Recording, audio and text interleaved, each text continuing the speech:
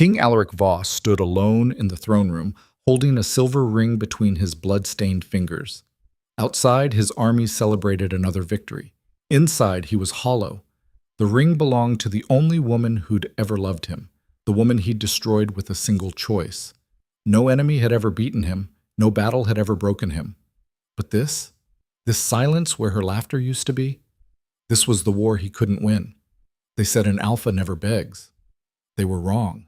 He'd spent months searching, begging the wind to bring her back. It never did. If you want to see how a king loses everything that matters, stay until the end. Like this video, comment what city you're watching from. And let's begin. The first time Lena Whitmore walked into Alaric's war room uninvited, she didn't knock. That should have been his first clue she was different. "You're bleeding on the maps," she said, not bothering with pleasantries. Alaric looked up from the strategic layouts scattered across the oak table. His knuckles were split from the sparring match that morning. Nothing serious, just another reminder that even kings had to stay sharp. Blood dripped onto the border territories marked in red ink. "So I am," he replied, his voice flat. Most people flinched when he spoke. Lena didn't even blink. She crossed the room with the kind of confidence that came from not giving a damn about protocol, grabbed his wrist without asking permission, and pressed a clean cloth against the wounds. Her touch was firm, not gentle, practical. "Your healers are cowards," she said. "They won't tell you when you're being an idiot." Alaric felt something shift in his chest, a crack in the armor he'd worn for 20 years. "And you will?" "Someone has to." That was 4 years ago. 4 years since Lena had arrived at the Voss stronghold as part of a diplomatic envoy from the Eastern Valleys, a region too small to matter in the grand scheme of territorial wars, but strategically positioned enough to be useful. She was supposed to stay 2 weeks. She never left, not because Alaric ordered her to stay, because she chose to. And that choice, that stubborn, inexplicable choice, had rewritten everything he thought he knew about himself. Tonight the stronghold was quiet. Too quiet. Alaric hated these moments between conflicts, when the silence pressed in and reminded him that beyond the battlefield, he didn't know who the hell he was anymore. He stood on the balcony overlooking the northern courtyard, watching torch flames dance in the wind. Somewhere below, guards rotated shifts. Servants prepared the kitchens for tomorrow's dawn. Life continued, indifferent to whether he noticed. The door behind him opened. He didn't turn. He knew her footsteps, light but deliberate, like she was always halfway between walking and running towards something important. "You're brooding again," Lena said. "I'm thinking." "Same thing with you." She moved beside him, resting her arms on the stone railing. Her dark hair was loose tonight, falling past her shoulders instead of pinned up the way the court preferred. She hated the formal styles, said they made her feel like a decoration. Alaric glanced at her. Even in the dim light, she was stunning, not in the polished, calculated way of noble women who spent hours preparing to be looked at, but in the raw, unguarded way of someone who'd never learned to hide. "Counselor Thane cornered me today," she said. "Tried to convince me you need an appropriate consort, someone with bloodlines that matter." Alaric's jaw tightened. "What did you tell him?" "That if bloodlines mattered, half his ancestors would have been disqualified for stupidity." A rare smile tugged at Alaric's mouth. "You're going to make enemies, Lena." "I already have enemies. They're just too polite to admit it." She wasn't wrong. The court despised her. Oh, they were careful. No one insulted the woman sharing the Alpha King's bed outright, but the whispers were constant. "She's nobody. A commoner playing at royalty. He'll tire of her eventually." What they didn't understand was that Lena wasn't playing at anything. She didn't want the crown, the title, or the power. She wanted him. The man beneath the reputation, the one who woke from nightmares he'd never talk about, and who sometimes stood at this exact railing for hours, staring at nothing. "You should have thrown him out," Alaric said quietly. "Thane? He's harmless, just desperate to stay relevant." Lena tilted her head, studying him. "What's really bothering you?" Alaric hesitated.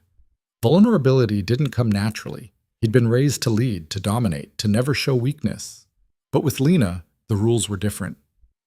"The Southern Packs are restless," he admitted. "They're questioning my authority. Again.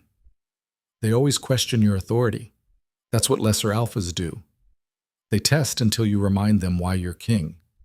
And if I'm tired of reminding them, Lena turned fully toward him, her expression sharpening. Then you're not the man I thought you were. It was a challenge, plain and direct. Anyone else would have softened it, hidden it behind flattery or concern. Lena just said what she meant. Alaric exhaled slowly. You don't let me get away with anything. No, she agreed. That's the point. He reached for her hand, threading his fingers through hers. The gesture was simple, but it grounded him in a way nothing else did.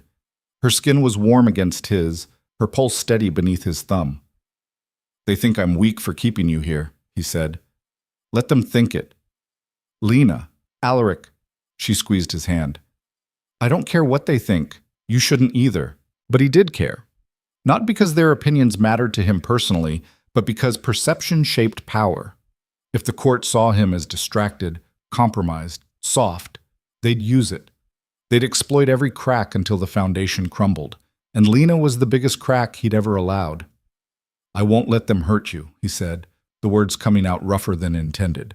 I'm not asking for protection. I'm asking you to trust that I can handle myself. She could. He knew that.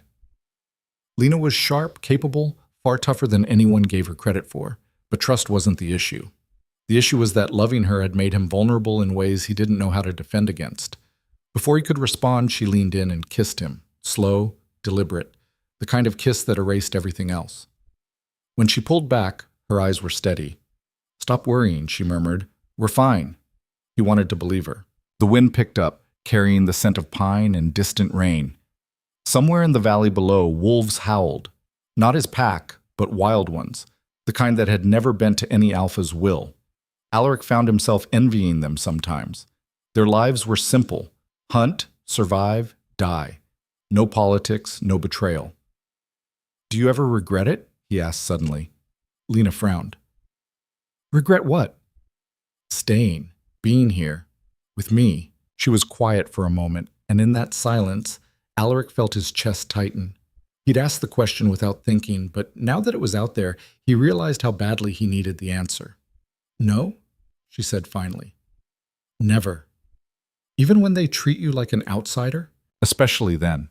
She turned to face him fully, her hand coming up to rest against his chest. You want to know why I stay, Alaric? It's not because of the stronghold or the power or any of this. She gestured vaguely at the courtyard below. It's because when I'm with you, I don't feel like I'm pretending to be someone I'm not. And I hope, you feel the same way with me. She was right.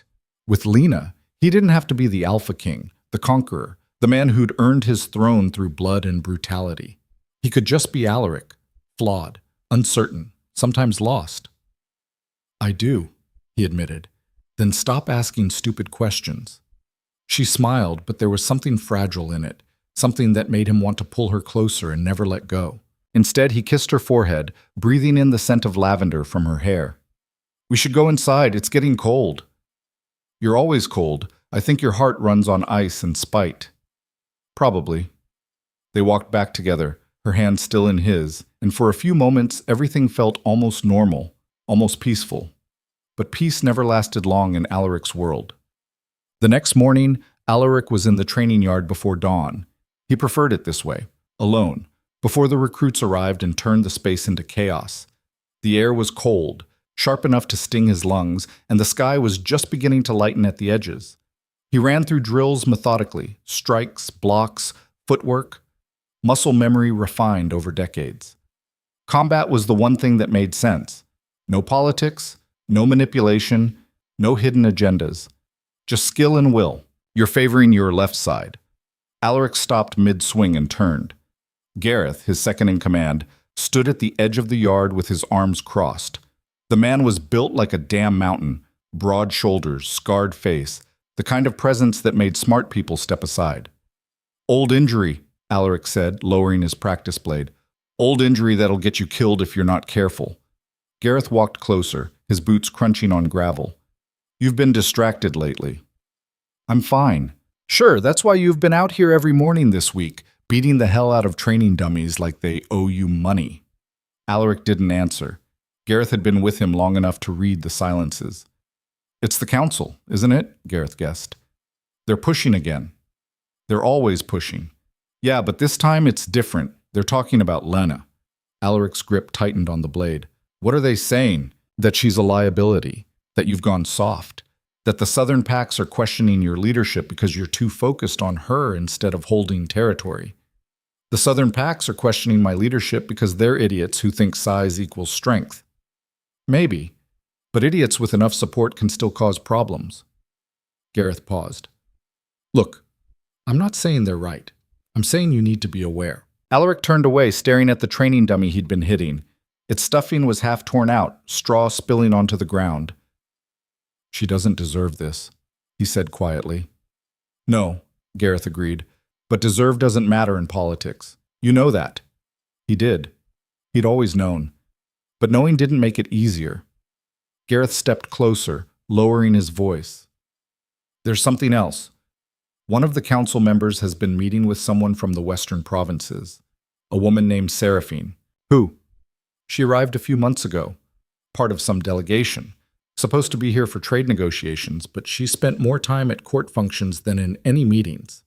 Gareth's expression hardened. And she's been asking questions about you, about Lena.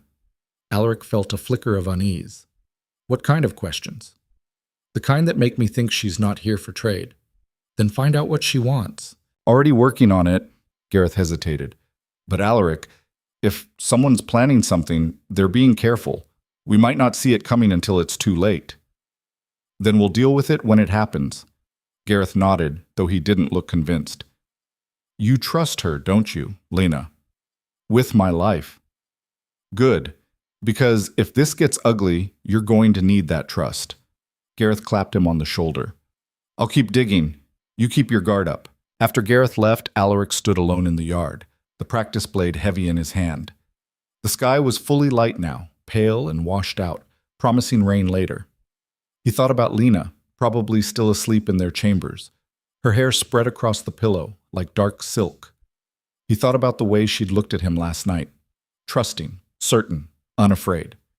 And he thought about how many people would do anything to destroy that. By midday, the stronghold was alive with activity. Servants rushed through hallways carrying linens and supplies. Guards changed posts. Messengers arrived with reports from the outer territories. Alaric spent most of the morning in meetings, dull bureaucratic affairs that required his presence more than his input. Councillor Thane droned on about tariffs. Councillor Marin argued for increased military presence along the eastern border.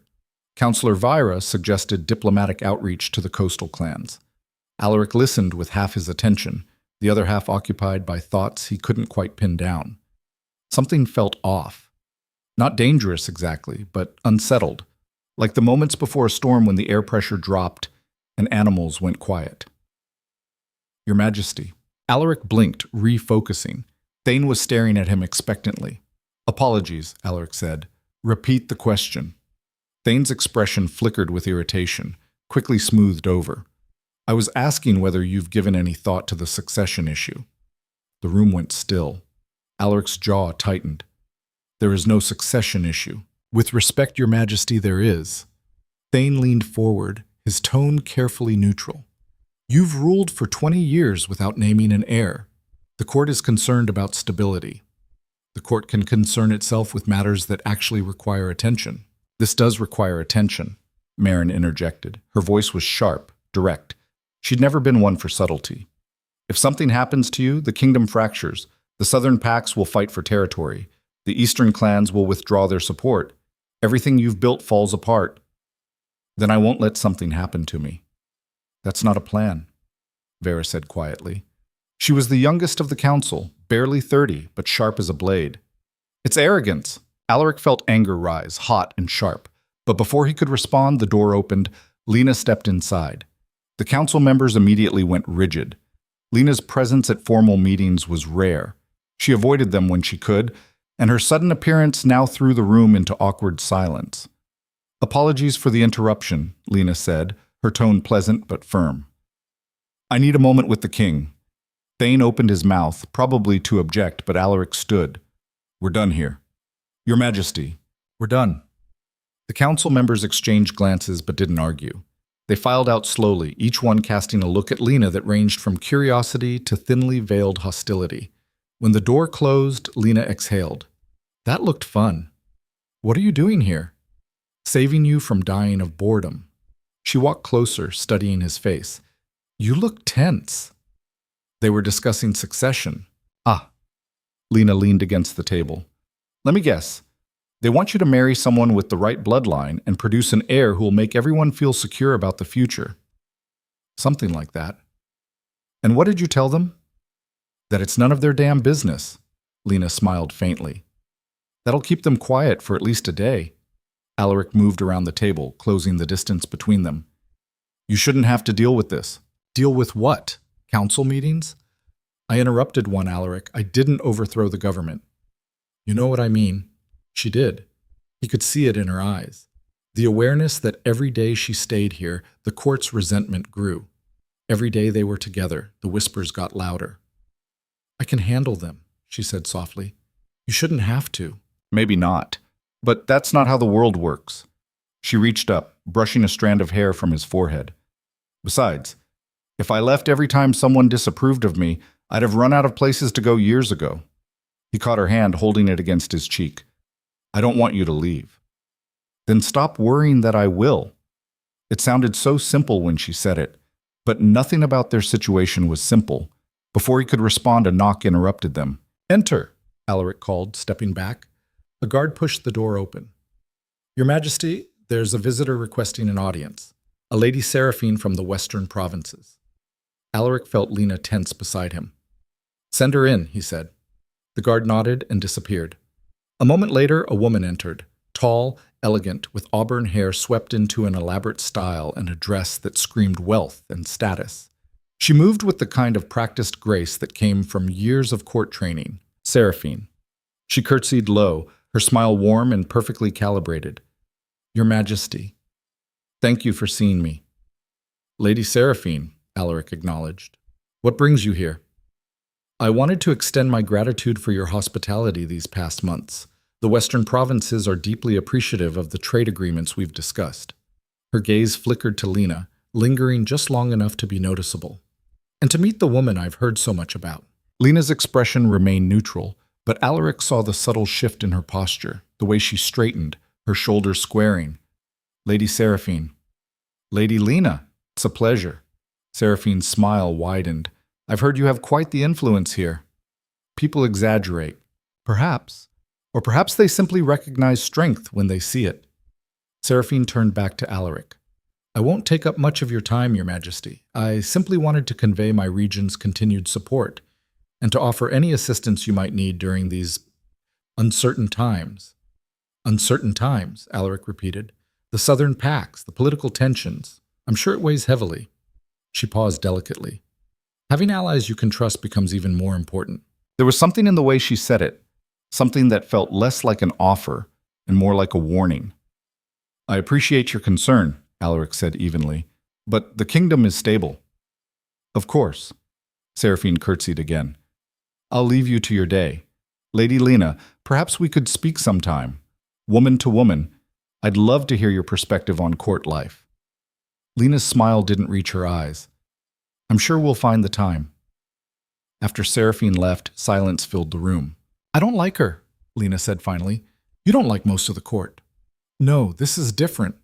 Lena turned to him. She's planning something. You don't know that. Yes, I do. You didn't see the way she looked at me, like she was measuring how hard it would be to remove me. Alaric wanted to dismiss it as paranoia, but Lena's instincts were usually sharp. I'll have Gareth look into her. Good. Lena exhaled slowly. I need some air. Lena? I'm fine, Alaric. I need to walk. She left before he could stop her, and Alaric stood alone in the council room, staring at the door. Gareth's words echoed in his mind. If someone's planning something, they're being careful. We might not see it coming until it's too late. That afternoon, Lena sat in the library, surrounded by books she wasn't really reading. The library was her favorite room in the stronghold. High ceilings, tall windows, shelves packed with histories and maps and forgotten stories. It was quiet here, peaceful. The court couldn't reach her. Except today, the peace felt fragile. She'd noticed the stares lately, the way conversations stopped when she entered a room. The way certain council members looked at her, not with respect but with calculation, like she was a problem they were figuring out how to solve. Lena wasn't naive. She knew what they thought of her, a nobody, an outsider, a distraction for their king. What they didn't realize was that she'd never asked for any of this. She hadn't come here hunting power or status. She'd come because her region needed an alliance, and she'd been the only one willing to negotiate with the terrifying Alpha King everyone else feared. And then she'd met him. Not the legend, not the ruthless conqueror, just Alaric, a man who carried the weight of an entire kingdom on his shoulders and never complained, who fought harder than anyone she'd ever met and still somehow found time to sit with her in quiet moments and just be. She'd fallen for him slowly, against all logic, and now she couldn't imagine leaving, even if staying meant facing the court's hostility every single day. The door creaked open. Lena looked up, expecting a servant. Instead, Seraphine stepped inside, tall, elegant, with that same calculated smile. Lena's stomach tightened. "Lady Lena," Seraphine said, her voice smooth, "I hope I'm not intruding." "Not at all." Lena set her book aside, keeping her tone neutral. "What can I do for you?" "I wanted to speak with you privately." Seraphine moved closer, her smile polite, but her eyes calculating. Woman to woman. Lena's instincts prickled. About your position here." Seraphine settled into the chair across from her, graceful and deliberate. "I know the court can be, difficult, especially for someone without a traditional background. I'm managing." "I'm sure you are. You're stronger than people give you credit for." Seraphine's smile didn't waver. "But strength only goes so far when the people around you are actively working against you." Lena studied her carefully. "Why are you telling me this?" "Because I've seen what happens when someone underestimates court politics. It doesn't end well." Seraphine leaned forward slightly. "You care about Alaric, don't you?" "That's not really your business." "Perhaps not. But if you care about him, you should know that your presence here is hurting him." The words landed like a punch. Lena kept her expression calm, but inside something twisted. "Explain. The council sees you as a weakness. Every day you stay, they lose more respect for him. The Southern Pacts are already questioning his authority. How long before others follow? How long before someone decides he's too distracted to lead effectively?" "Alaric can handle the council." "Can he? Or is he just too loyal to see the damage being done?" Seraphine's voice softened, almost sympathetic. "I'm not saying this to hurt you, Lena. I'm saying it because someone needs to. If you truly love him, you'll consider what's best for him, not just what feels right for you." Lena felt her chest tighten. She wanted to argue, to push back, but the worst part was that Seraphine's words echoed thoughts she'd already had herself. Was she hurting him by staying? "I appreciate your concern," Lena said carefully, "but I think I'll let Alaric decide what's best for him." Seraphine stood, smoothing her dress. "Of course. I just hope, when the time comes, he makes the right choice." She left without another word, the door closing softly behind her. Lena sat alone in the silence, her hands trembling slightly. She'd spent years learning to read people. It was a survival skill in her line of work. And everything about Seraphine screamed manipulation.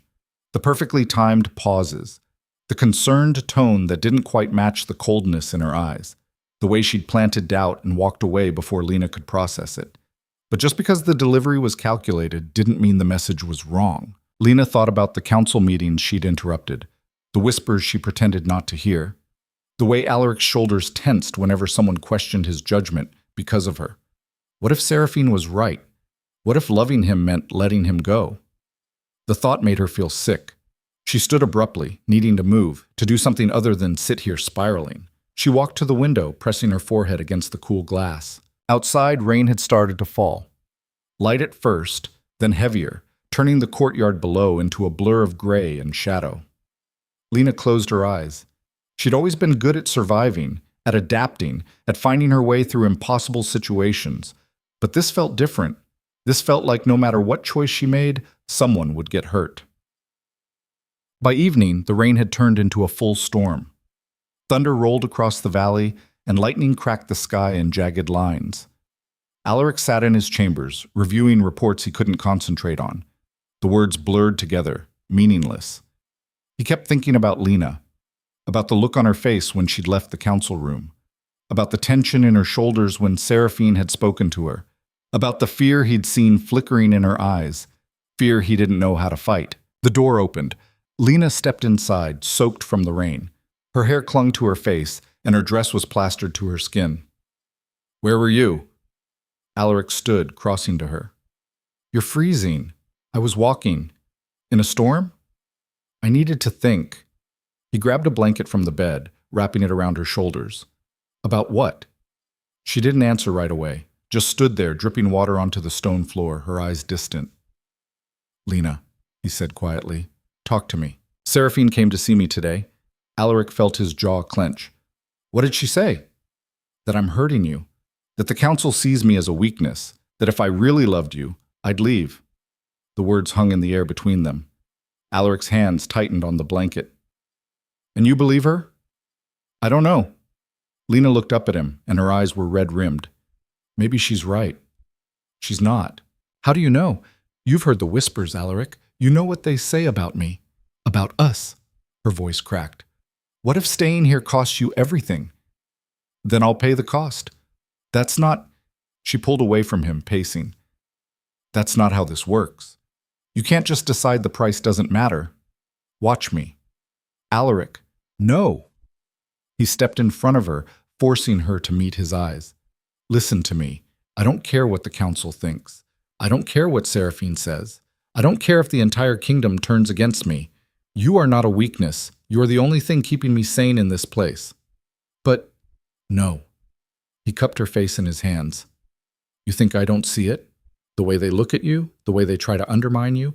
I see it all, Lena. And I'm telling you, they're wrong. Every single one of them." Tears spilled down her cheeks. "What if they're not?" "Then we'll prove them wrong, together." She closed her eyes, leaning into his touch. "I'm scared."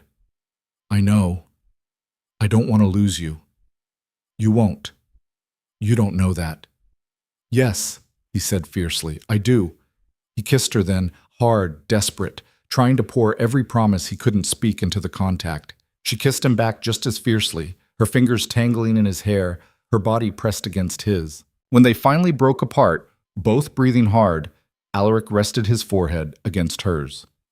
"We're going to be fine," he murmured. Lena nodded, but he could feel her trembling.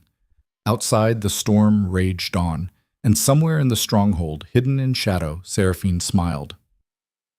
That night, Lena couldn't sleep.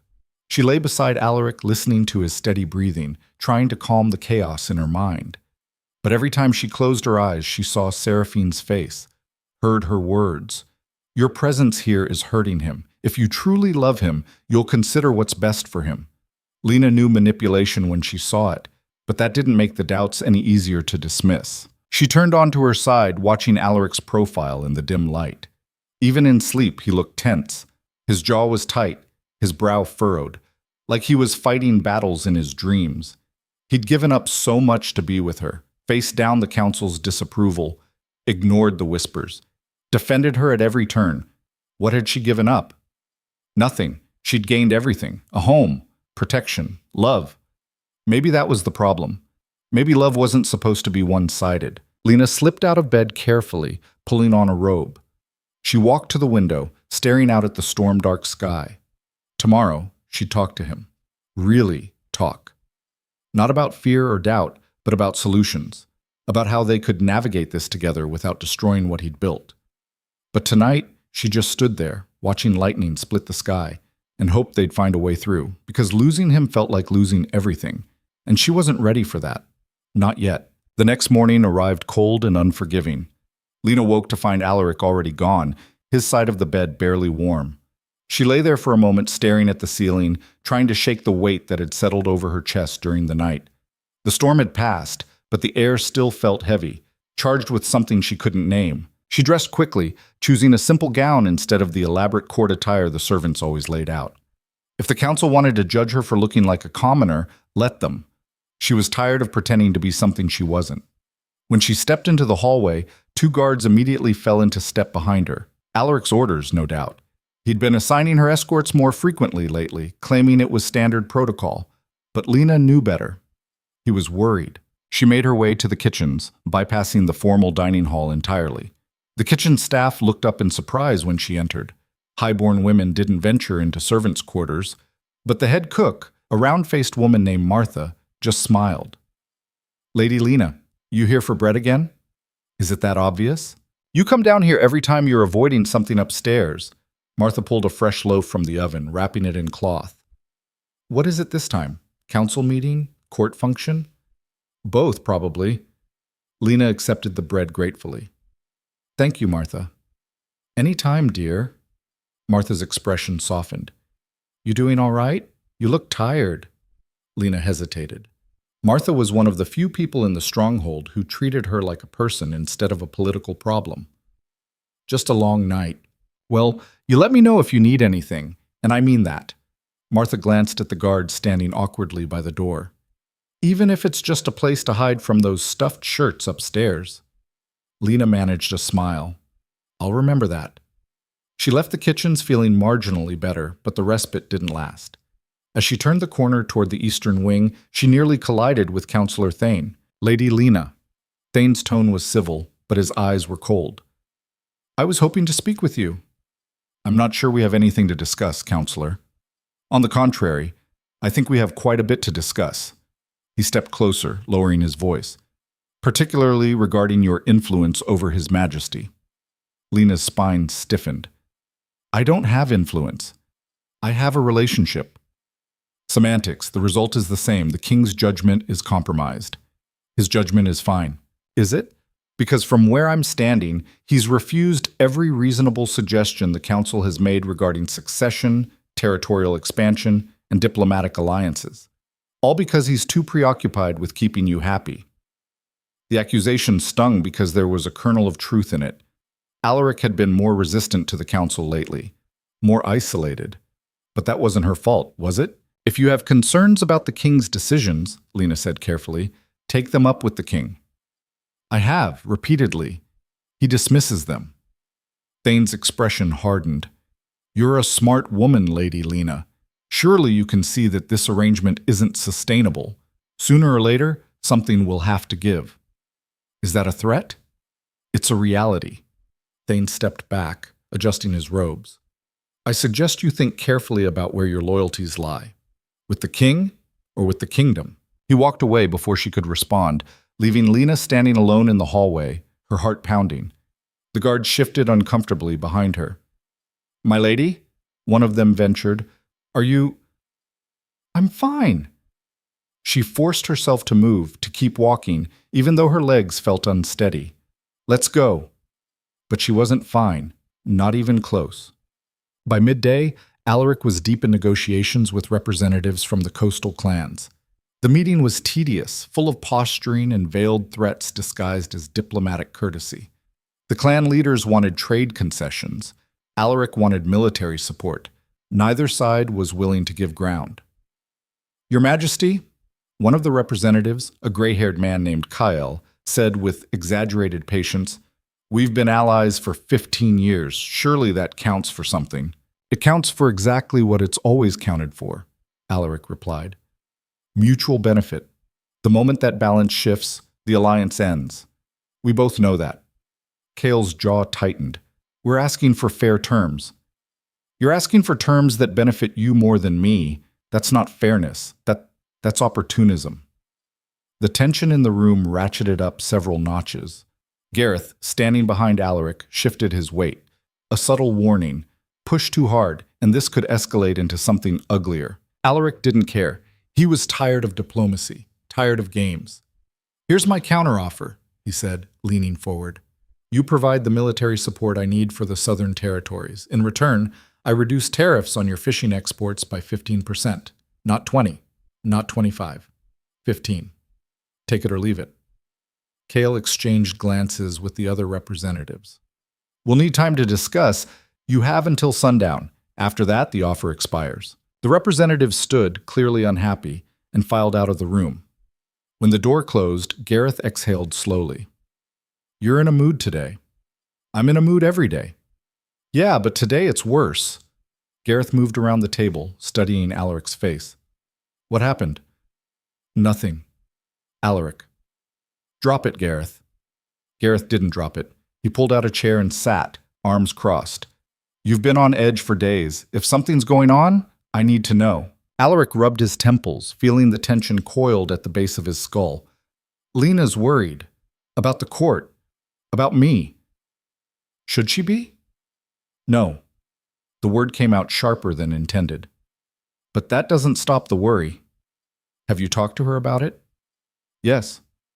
And? And she's still worried. Gareth was quiet for a moment. You know what the council's saying, right? I know what the council's always saying. This is different. They're not just whispering anymore. Thane's been circulating a petition, wants to formalize succession protocols, which means they want me to set Lena aside and marry someone they approve of. Alaric's voice was flat. I know. And it's not happening. Even if it costs you support? Even then. Gareth leaned back, studying him. You love her that much? Alaric didn't answer right away. The question felt too big for simple words. But finally he nodded. Yes. Then you'd better be ready to fight for it. Because Thane's not the only one pushing. I've been hearing rumors. Someone's been feeding information to the southern packs, making you look weak. Who? Don't know yet, but whoever it is, they're smart. They're not leaving tracks. Gareth paused. And there's something else, that woman, Seraphine. She's been seen meeting with Thane multiple times. Alaric felt a cold weight settle in his gut. Why? That's what I'm trying to find out, but my gut says it's not good. Before Alaric could respond, a knock interrupted them. A messenger entered, bowing quickly. Your Majesty, there's been an incident at the southern border. One of our outposts was attacked. Alaric was on his feet immediately. Casualties? 3 dead, 5 wounded. The attackers retreated before reinforcements arrived. Who were they? We're not sure yet, but they were organized. This wasn't a random raid. Alaric exchanged a look with Gareth. Assemble the War Council. I want every detail. The messenger bowed and left. Gareth stood, his expression grim. Told you something felt off. Yeah. Alaric grabbed his cloak. You did. That evening, Lena found herself alone in the gardens. She'd tried to stay inside, to occupy herself with books or correspondence, but the walls felt suffocating. So she'd slipped out, ignoring the protests of her guards, and walked until she found a quiet corner where the stone benches overlooked the valley below. The sun was setting, painting the sky in shades of orange and red. Beautiful, but somehow ominous, like a warning. Thought I might find you here. Lena turned. Seraphine stood a few feet away, perfectly composed as always, her dress immaculate despite the garden's uneven paths. Lady Seraphine, Lena kept her voice neutral. Can I help you with something? I was hoping we could talk, privately. Seraphine gestured to the bench. May I? Lena wanted to say no, wanted to walk away and avoid whatever trap this woman was setting. But curiosity won out. Go ahead. Seraphine sat gracefully, folding her hands in her lap. For a moment, she just looked out at the view, her expression unreadable. It's beautiful here, she said finally. Peaceful. Most of the time. But not lately. Seraphine turned to her. I've been watching you, Lena, and I have to say, I admire your resilience. Most women in your position would have crumbled by now. I'm not most women. No, you're not. Seraphine's smile was faint. But even the strongest people have limits, and I think you're reaching yours. Lena's jaw tightened. What do you want, Seraphine? To help you. I don't need your help. Are you sure? Because from where I'm sitting, you're fighting a battle you can't win. The court hates you. The council wants you gone. And Alaric, well, he's trying to hold everything together, but he can't. Not while you're here. You don't know anything about us.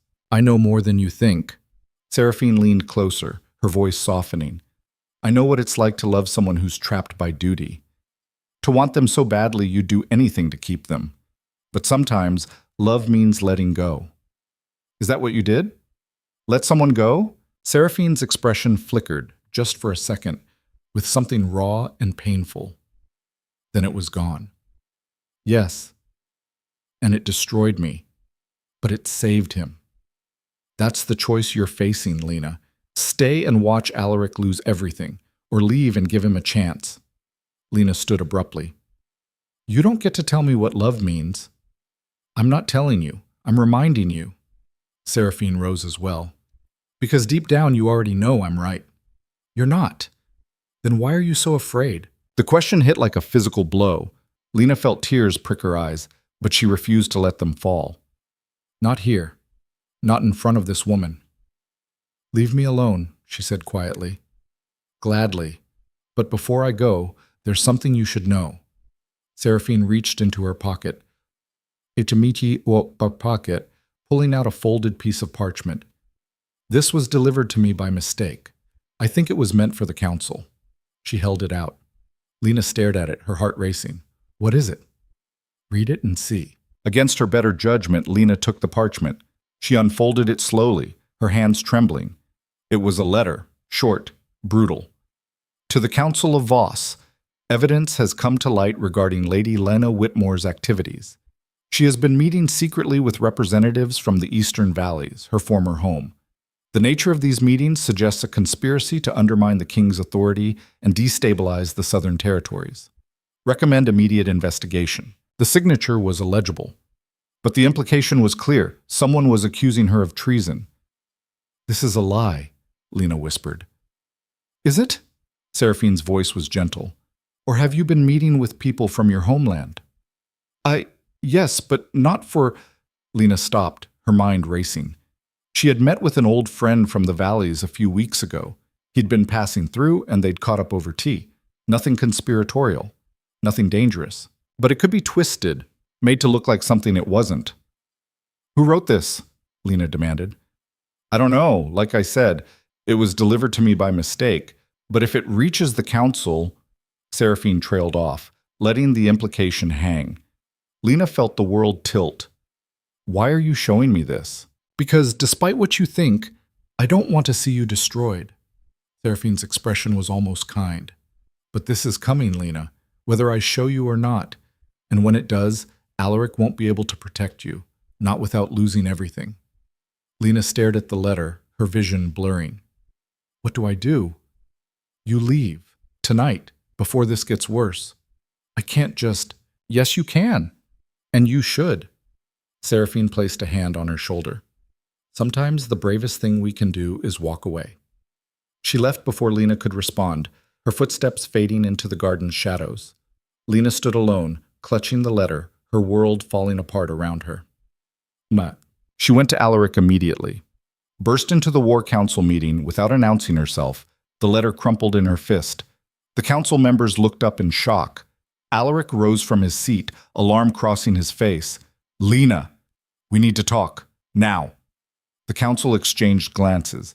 Thane opened his mouth to protest, but Alaric cut him off. Everyone out! Your Majesty, we haven't finished. Out! They filed out slowly, Thane shooting Lena a look that could have curdled milk. When the door closed, Alaric crossed to her. What happened? She handed him the letter wordlessly. He read it, his expression darkening with every line. When he finished, he crumpled it in his fist. This is bullshit. I know, but it doesn't matter if it's true. If the council sees this, they won't. Alaric, they already have someone feeding them lies. This is just more ammunition. Then I'll find whoever's doing this and deal with them. And what if you can't? What if this gets out of control? Lena's voice cracked. What if defending me costs you the kingdom? I don't care. Well, I do. The words came out louder than she intended. I care, Alaric. I care that you're risking everything for me. I care that the council hates me. I care that people are whispering you've gone soft. And I can't. I can't just stand here and watch you lose everything because of me. Alaric grabbed her shoulders. Listen to me. I'm not losing anything. You understand? Nothing. You don't know that. Yes, I do. Because the only thing worth losing is you. And that's not happening. Tears spilled down her cheeks. Seraphine said, I don't give a damn what Seraphine said. His voice was fierce. She's playing you, Lena. Can't you see that? This whole thing, the letter, the timing, the way she just happened to have it, it's a setup. Lena wanted to believe him, but doubt had already taken root, and doubt was a poison that spread fast. What if she's right? She whispered. What if leaving is the only way to save you? Alaric's grip tightened. If you leave, there's nothing left to save. The raw honesty in his voice nearly broke her. She collapsed against him, sobbing, and he held her while the weight of everything crushed down. Outside, the sun finished setting, and in the shadows, Seraphine smiled. Her plan was working perfectly. 3 days later, the evidence arrived. Not rumors, not whispers. Hard, damning evidence delivered directly to the council in a sealed envelope. Inside, detailed records of Lena's correspondence with Eastern Valley contacts, meeting times, locations, conversations that, when taken out of context, looked exactly like conspiracy. Thane presented it to Alaric during a closed council session, his expression grave. "Your Majesty, we can no longer ignore this." Alaric stared at the document spread across the table, his hands clenched into fists. Every instinct screamed that this was fabricated, that someone had gone to incredible lengths to frame Lena, but the evidence was so detailed, so convincing. "This is fake," he said flatly. "With respect, Your Majesty, we can't be sure of that. These documents appear genuine. The handwriting matches Lady Lena's. The dates align with her known movements. Someone forged them. Perhaps, but we need to investigate, thoroughly." Marin leaned forward. "If we don't, and word gets out that we ignored potential treason." "Lena is not a traitor." "Then let her prove it." Thane's voice was maddeningly calm. "Allow us to question her, review her correspondence. If she's innocent, the investigation will clear her." Alaric wanted to refuse, wanted to throw them all out and burn the damn documents, but he could see the calculation in their eyes. If he protected Lena without allowing due process, they'd use it against him, claim he'd been compromised, he was trapped. "Fine," he said through gritted teeth, "but I oversee the investigation personally. No one questions her without me present." "Agreed." But as the council filed out, Alaric caught Gareth's eye. His second's expression was grim. They both knew what was happening. Someone was destroying Lena, and they were doing it perfectly. When Alaric told Lena about the investigation, she didn't cry. She just sat there, numb, staring at nothing. "They're going to twist everything," she said finally. "Every conversation, every letter. They'll make it look like I was plotting against you. I won't let them." "You can't stop them, Alaric, not without looking like you're covering for me." She turned to him, her eyes hollow. "This is what Seraphine wanted. She's been setting this up from the beginning." "Then we'll expose her." "How? She's been careful. There's no proof." "There's always proof." "Not this time." Lena stood, wrapping her arms around herself. "I should leave, before this gets worse." "No." "Alaric." "No." He crossed to her, forcing her to look at him. "You're not running. We're going to fight this, together. And if we lose, we won't." But even as he said it, doubt crept in. Because whoever was orchestrating this had thought of everything, and Alaric had no idea how to stop them. The interrogation began the next morning. Lena sat in the council chamber, surrounded by hostile faces, while Thane read through her correspondence aloud. Each letter sounded damning when stripped of context. Each meeting looked suspicious when framed as conspiracy. "Lady Lena," Thane said, his tone neutral, "can you explain why you met with Councillor Riven from the Eastern Valleys without informing His Majesty?" "Riven is an old friend. We had tea." "And discussed?" "Personal matters. Family." "Nothing political?" "No." Thane held up a letter. "This correspondence suggests otherwise. Quote, the situation here grows more unstable. We need allies who understand our position." "What did you mean by that?" Lena's heart sank. She remembered writing that letter. It had been about drought conditions in the valleys. Nothing more. But taken out of context. "I was referring to agricultural support," she said carefully. "Or military support?" Marin interjected. "Perhaps you were recruiting allies for a potential uprising." "That's insane." "Is it? You maintain close ties to your homeland. His Majesty has made enemies in that region. It's not unreasonable to suspect divided loyalties." Alaric slammed his hand on the table. "Enough! You're twisting her words." "We're seeking clarity, Your Majesty. If Lady Lena has nothing to hide, she doesn't. Then let her answer the questions." The interrogation continued for hours. By the end, Lena felt hollowed out. Every answer she gave seemed to make things worse. Every explanation sounded like an excuse. When they finally dismissed her, she walked out on trembling legs, Alaric beside her. That was a setup, he said quietly. I know. We'll figure this out. But Lena wasn't sure they would, because whoever was doing this had already won. Sen. That night, Seraphine visited Alaric privately. She appeared in his study unannounced, slipping past the guards with practiced ease. Your Majesty, forgive the intrusion. Alaric looked up from the reports he'd been reviewing, his expression cold. What do you want? To offer assistance. She moved closer, her voice soft. I know you're under tremendous pressure. The investigation, the council's demands, it must be overwhelming. Get to the point. The point is that I can help you end this, quietly. How? Seraphine pulled out another letter, this one sealed with wax. This contains evidence that will exonerate Lady Lena, completely. Alaric's eyes narrowed. Where did you get it? From someone who wishes to remain anonymous. But the information is genuine.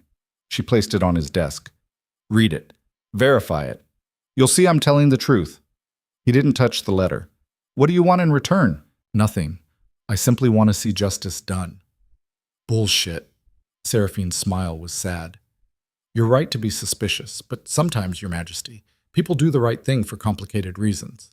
She turned toward the door. The letter is yours. Use it or don't.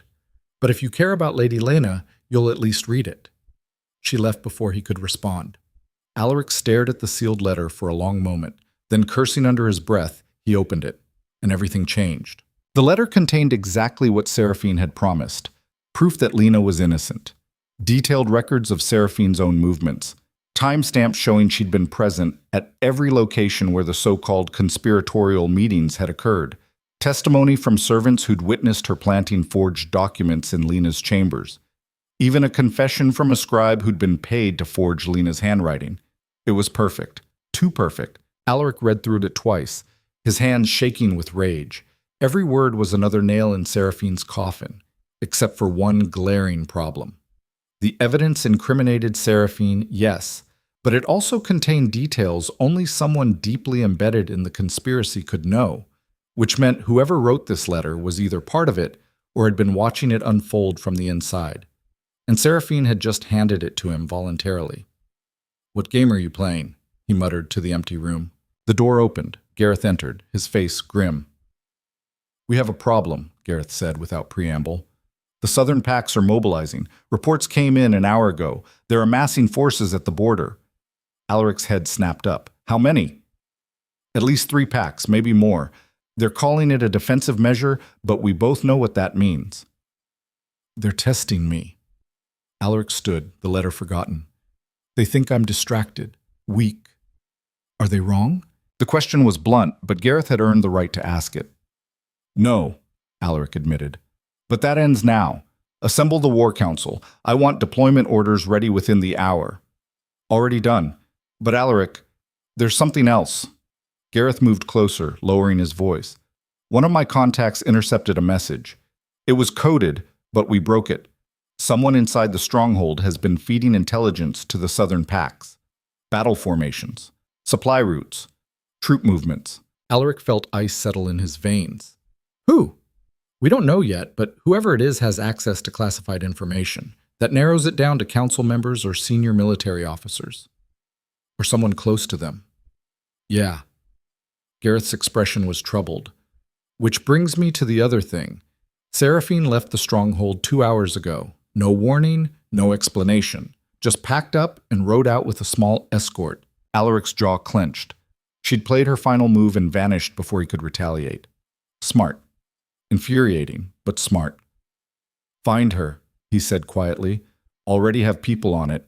But Alaric, she left this behind. Gareth placed a sealed envelope on the desk. One of the servants found it in her chambers. It's addressed to you. Alaric stared at the envelope like it might bite him. Then he ripped it open.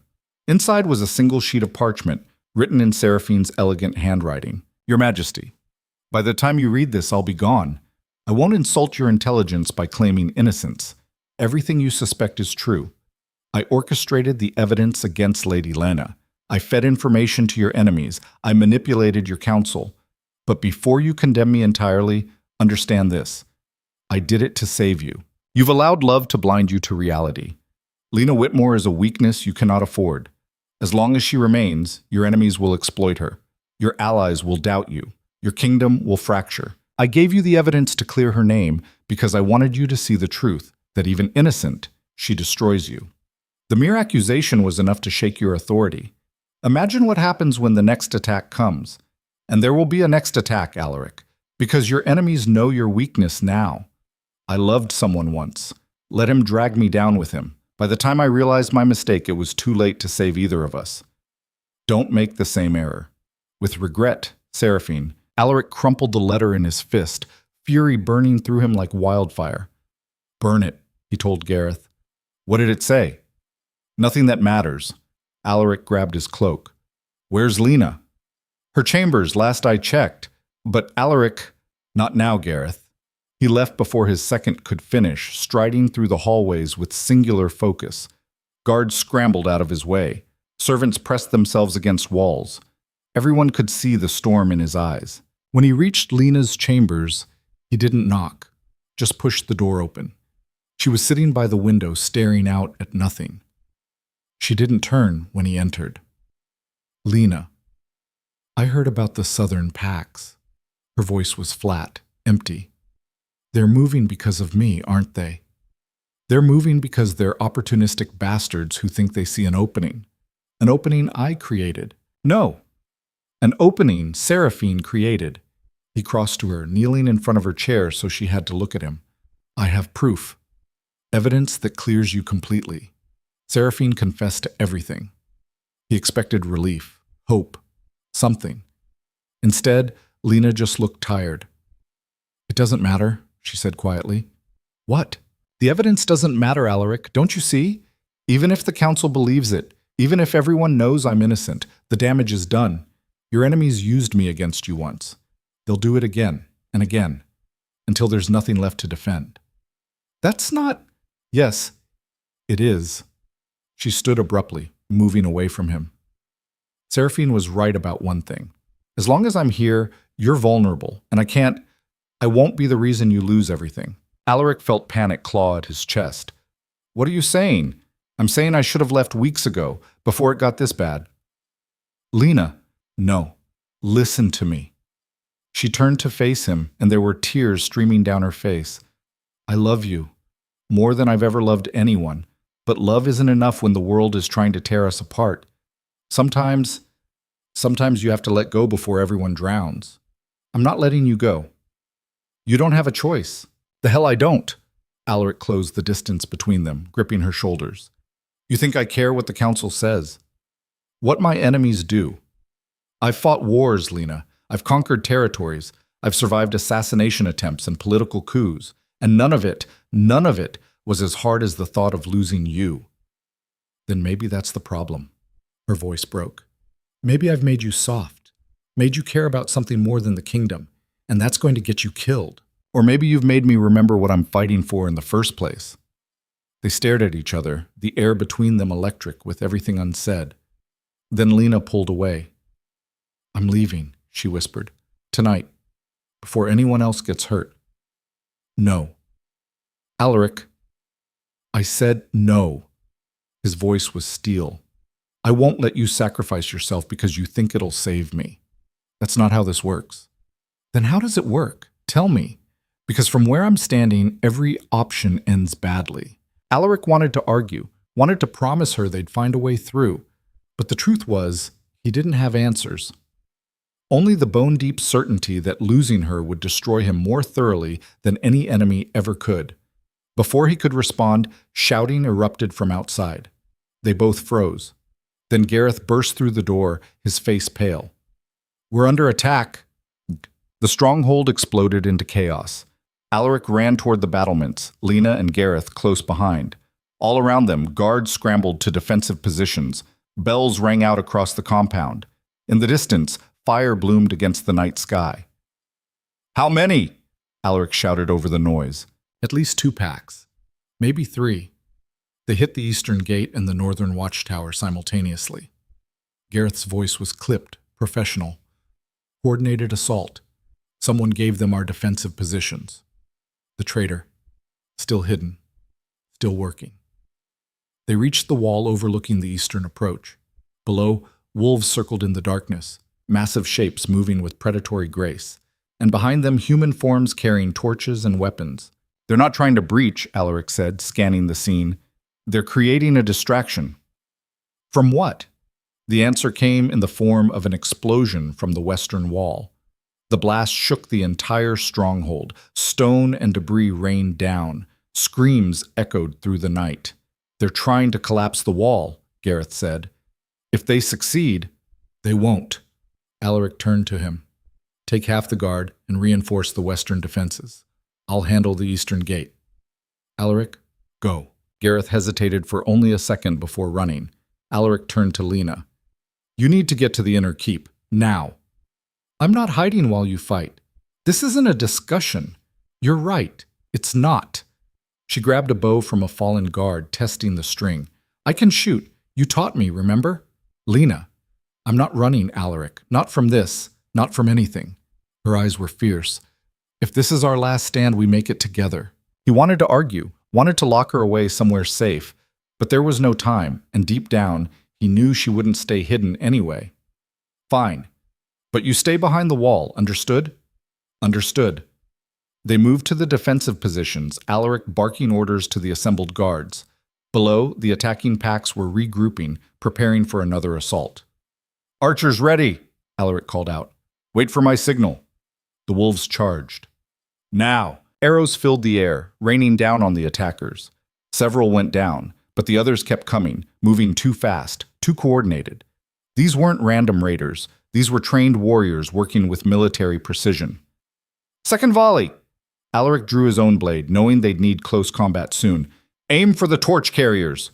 More arrows flew. More enemies fell. But it wasn't enough. The wolves reached the gate, throwing themselves against the reinforced wood. The timber groaned but held.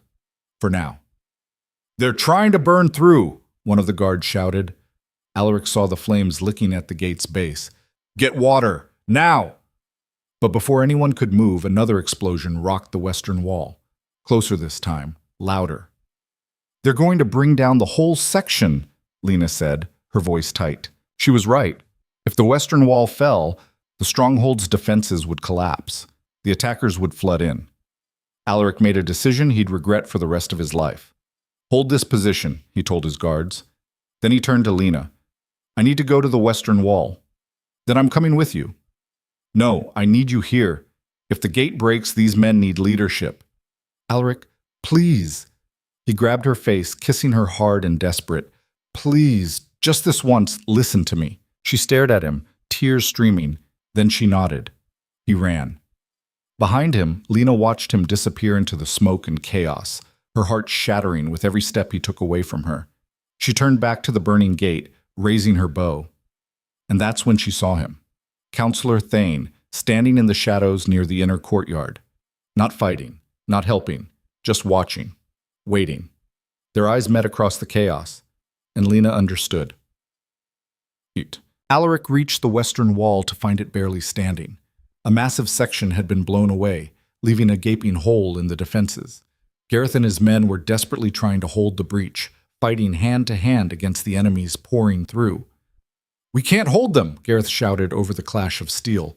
There's too many. Alaric threw himself into the fight, his blade finding throats and hearts with brutal efficiency. But Gareth was right. For every enemy they cut down, 2 more appeared. They were losing. Fall back to the inner keep, Alaric ordered. Fighting retreat, now! The guards began pulling back slowly, trying to maintain formation, but the attackers pressed harder, sensing victory. Then, cutting through the noise of battle, a sound that made Alaric's blood run cold. A scream. High, terrified, Lena. At the eastern gate, everything had gone to hell. The gate had finally broken, wolves and warriors flooding through.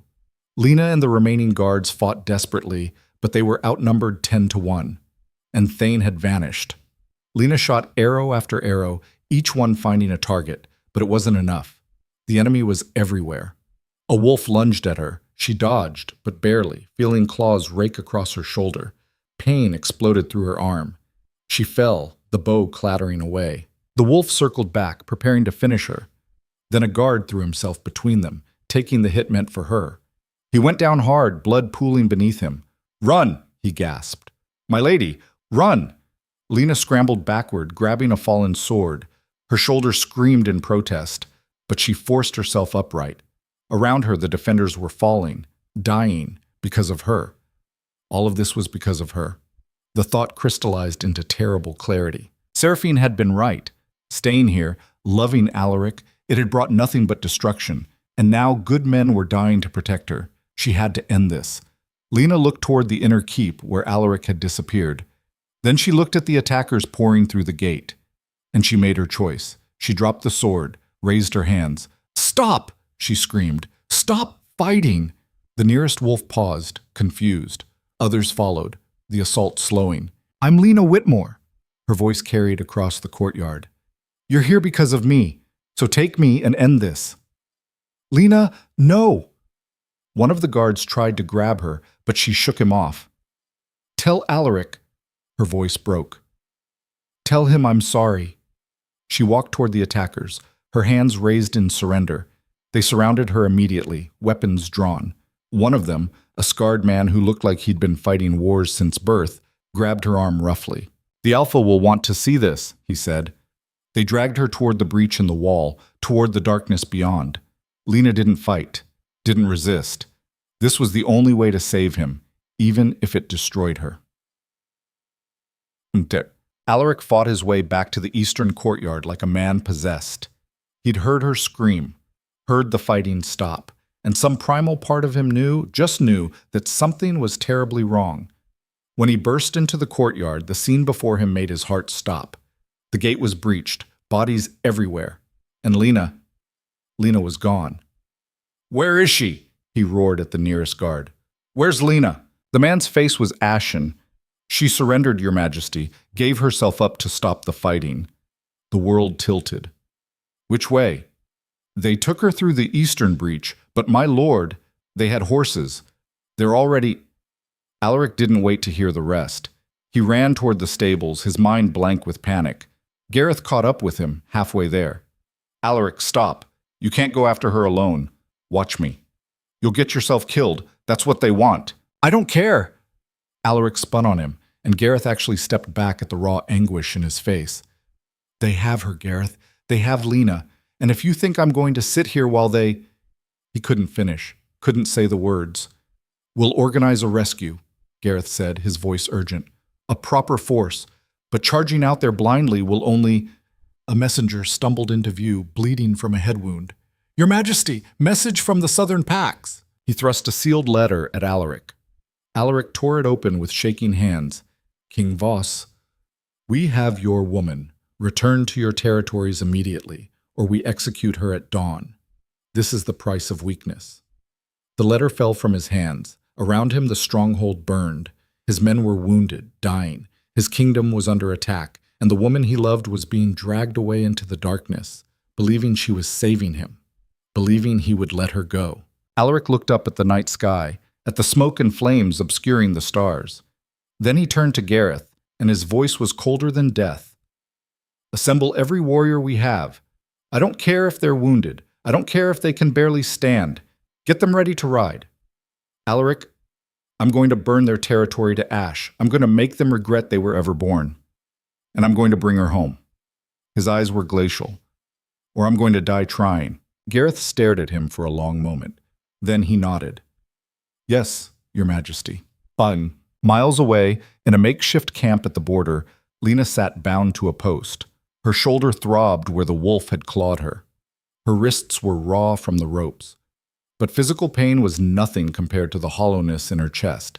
She'd left him, walked away from the only person who'd ever truly seen her. It was the right choice, the only choice. So why did it feel like dying? The scarred man, who'd introduced himself as Commander Revik of the Southern Pax, crouched in front of her. "You're very brave," he said. "Or very stupid. I haven't decided which. Does it matter?" "Not really. Either way, your leverage." He studied her face. "Tell me something. What's a woman like you doing with a monster like Voss?" Lena met his eyes. "He's not a monster. He's conquered half the territories, killed thousands, built an empire on blood. He built stability, order, protection for people who had none. Is that what you tell yourself? Revik's smile was humorless. Love makes us blind to a lot of things. And what does hate make you blind to? The question seemed to catch him off guard. For a moment, something flickered in his expression, something almost human. Then it was gone. Get some rest, he said, standing. Tomorrow's going to be a long day. He walked away, leaving Lena alone with the guards and the darkness. She tilted her head back, looking at the stars. Somewhere out there, Alaric was probably tearing himself apart, blaming himself, planning something reckless. She'd wanted to save him from destruction. Instead, she just ensured it would come faster. The irony was almost funny. Almost. Lena closed her eyes, letting tears slide down her cheeks. I'm sorry, she whispered to the night. I'm so sorry. The wind carried her words away. And in the distance, war drums began to beat. The war drums echoed through the valley like a heartbeat, steady and inevitable. Alaric rode at the front of his army, 200 warriors at his back. Not enough for a full assault, but enough to send a message. The pre-dawn darkness clung to the mountains like smoke, and his breath misted in the cold air. Beside him, Gareth rode in grim silence. Neither man had spoken much since they'd left the stronghold. There wasn't much to say. We're outnumbered, Gareth finally ventured. 5-1 at least. I know. And we're riding into their territory. Their advantage. I know that too. Just making sure you've thought this through. Alaric's jaw tightened. I stopped thinking the moment they took her. That's what I'm afraid of. Gareth shifted in his saddle.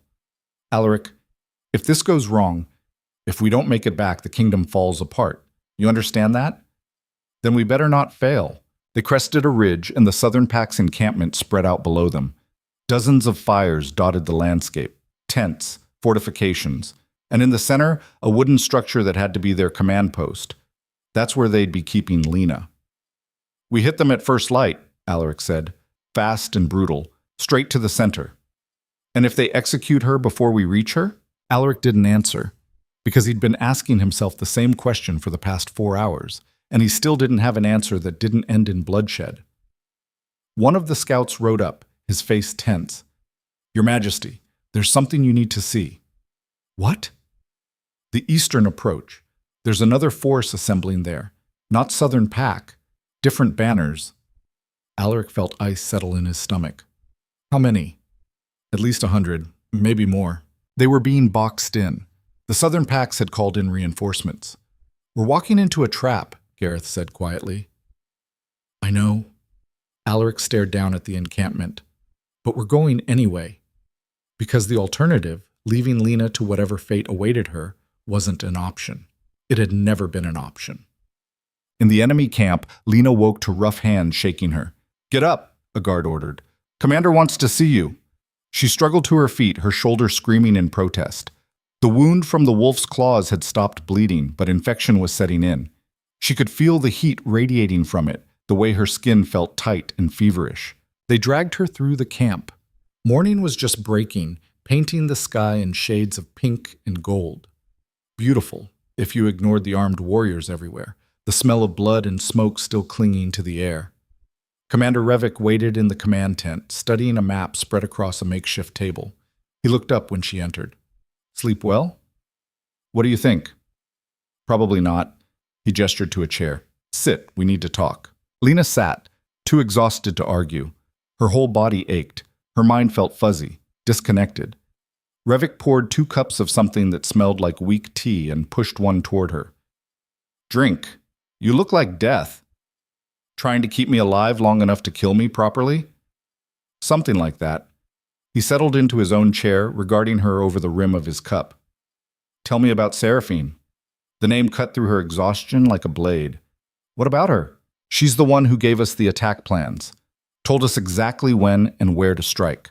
Promised that if we took you, Voss would crumble. Revik leaned forward. But I'm starting to think she had her own agenda. So I'm asking you, what's her game? Lena's mind raced.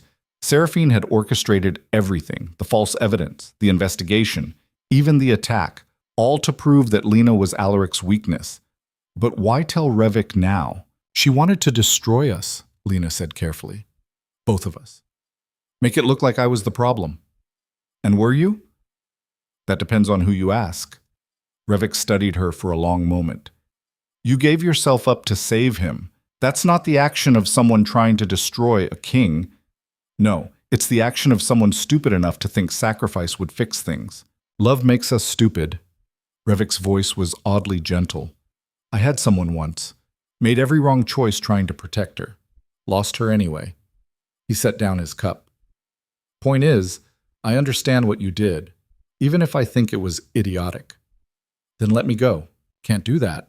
I have orders. He stood, walking to the tent entrance. But I can give you information.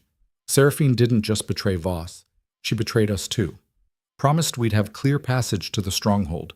Instead, she tipped off the Western clans about our movements. They're riding here now, looking for blood. Lena's breath caught. Why would she do that? Because she wants everyone to tear each other apart. Voss, the Southern Pacts, the Western clans. She's playing us all. Revik turned back to her. And she's winning. Before Lena could respond, shouts erupted outside. Commander, riders approaching from the north. Revik cursed. How many? 200, maybe more. It's Voss. Lena's heart lurched. No, he can't. He's outnumbered. Yeah, he is. Revik grabbed his sword.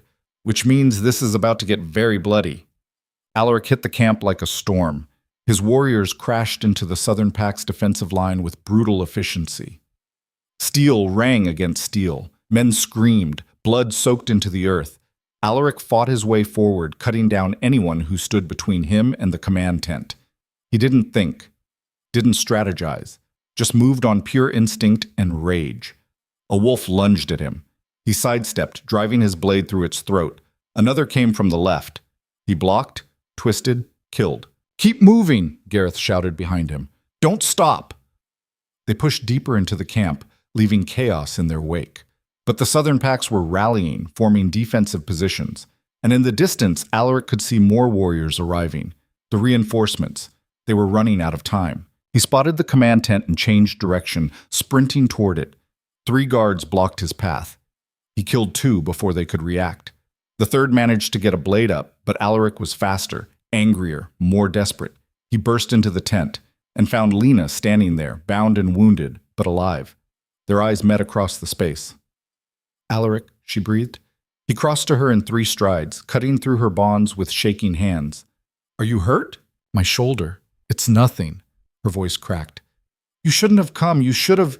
Don't. He cupped her face, his thumb brushing away the tears sliding down her cheek. Don't you dare say I should have left you. They're going to kill you. This was a trap. I don't care. Alaric. He kissed her, hard and desperate, pouring everything he couldn't say into the contact. She kissed him back just as fiercely, her hands fisting in his shirt. When they broke apart, both breathing hard, Alaric rested his forehead against hers. We're getting out of here, he said. How? You're surrounded. I'll figure something out. That's not a plan. It's all I've got. Outside, the fighting intensified. Gareth appeared in the tent entrance, blood spattered across his armor. We need to move. Now. The Western clans are hitting the southern flank, and it's turning into a free-for-all. Alaric grabbed Lena's hand. Let's go. They ran. The camp was complete chaos. 3 different forces, Alaric's warriors, the Southern Pacts, and the newly arrived Western clans were tearing into each other with savage abandon. No clear sides, no organization, just violence. This way. Gareth led them toward the eastern edge, where the fighting was thinnest. They were almost clear when Commander Revik stepped into their path. Alaric shoved Lena behind him, raising his blade. Revik raised his hands. I'm not here to fight. Then move. Listen to me first. Seraphine played all of us. She wanted this bloodbath, wanted everyone too busy killing each other to notice what she's really doing. I don't care about Seraphine right now. You should, because while we're all out here dying, she's back at your stronghold. Revik's expression was grim. With Counselor Thane. Alaric felt the world tilt. What? Thane's the traitor. Has been the whole time. He and Seraphine planned this together. Get you out of the stronghold, start a war. And while everyone's distracted, they take control. That's insane. Is it? Who was pushing hardest for you to set Lena aside? Who kept questioning your judgment? Who had access to all the intelligence that got leaked? Revik stepped closer. Think, Voss. Who benefits most if you die out here? Alaric's mind raced. Every council meeting, every argument, every time Thane had undermined him, questioned him, pushed him toward decisions that would weaken his position. It had been Thane all along. We need to get back, Lena said urgently. Now. Agreed. Alaric turned to Revik. Why are you telling me this? Because I'm tired of being used, and because... Revik glanced at Lena. I think maybe you're not the monster everyone says you are. I am, Alaric said quietly, but not to her. Revik nodded slowly. Then he stepped aside. Go, before I change my mind. They ran. Mod. The ride back to the stronghold took 3 hours. 3 hours of pushing their horses to the breaking point, of Lena clinging to Alaric despite the pain in her shoulder, of Gareth and the surviving warriors riding in grim silence. They'd lost 40 men in the camp, 40 warriors who'd followed Alaric into hell because he'd asked them to, because he'd chosen love over strategy. The guilt sat heavy in his chest, but he couldn't afford to dwell on it. Not yet. When they crested the final ridge and saw the stronghold, Alaric's blood ran cold. The gates were closed. New banners flew from the walls, not his colors. Thane had already taken control. How many men does he have inside? Gareth asked. Maybe 50. Most of the guard rode out with us. Alaric studied the fortifications. But he's had time to fortify. This won't be easy. Nothing ever is with you. Gareth managed a tired smile. What's the plan? Alaric looked at Lena. She was pale, feverish, barely staying upright in the saddle, but her eyes were clear. Can you ride? He asked. I can do whatever needs doing. He believed her. There's a service entrance on the western side, he said, used by kitchen staff. It'll be guarded, but not heavily. We take a small team, get inside, and open the main gates from within. And if Thane's expecting that, then we improvise. Gareth sighed. I was afraid you'd say that. They circled around, approaching from the west. The service entrance was exactly where Alaric remembered, a small wooden door set into the stone, partially hidden by overgrowth, and guarded by 2 men. Alaric signaled. 2 of his warriors moved forward silently, blades drawn. The guards went down without a sound. Stay close, Alaric told Lena. Don't leave my sight. She nodded. They slipped inside. The interior was eerily quiet. Alaric led them through the servant corridors, his mind mapping the fastest route to the main gates. They encountered 3 more guards along the way. All 3 died quickly. But when they reached the courtyard, they found Thane waiting. He stood on the steps leading to the great hall, flanked by 20 armed men. And behind him, chained and kneeling, were the council members who'd opposed him. Marin, Vera, and half a dozen others. Your Majesty, Thane said, his voice carrying across the courtyard. Welcome home. Alaric stepped forward, Lena and Gareth flanking him. The remaining warriors spread out behind them. Let them go, Thane.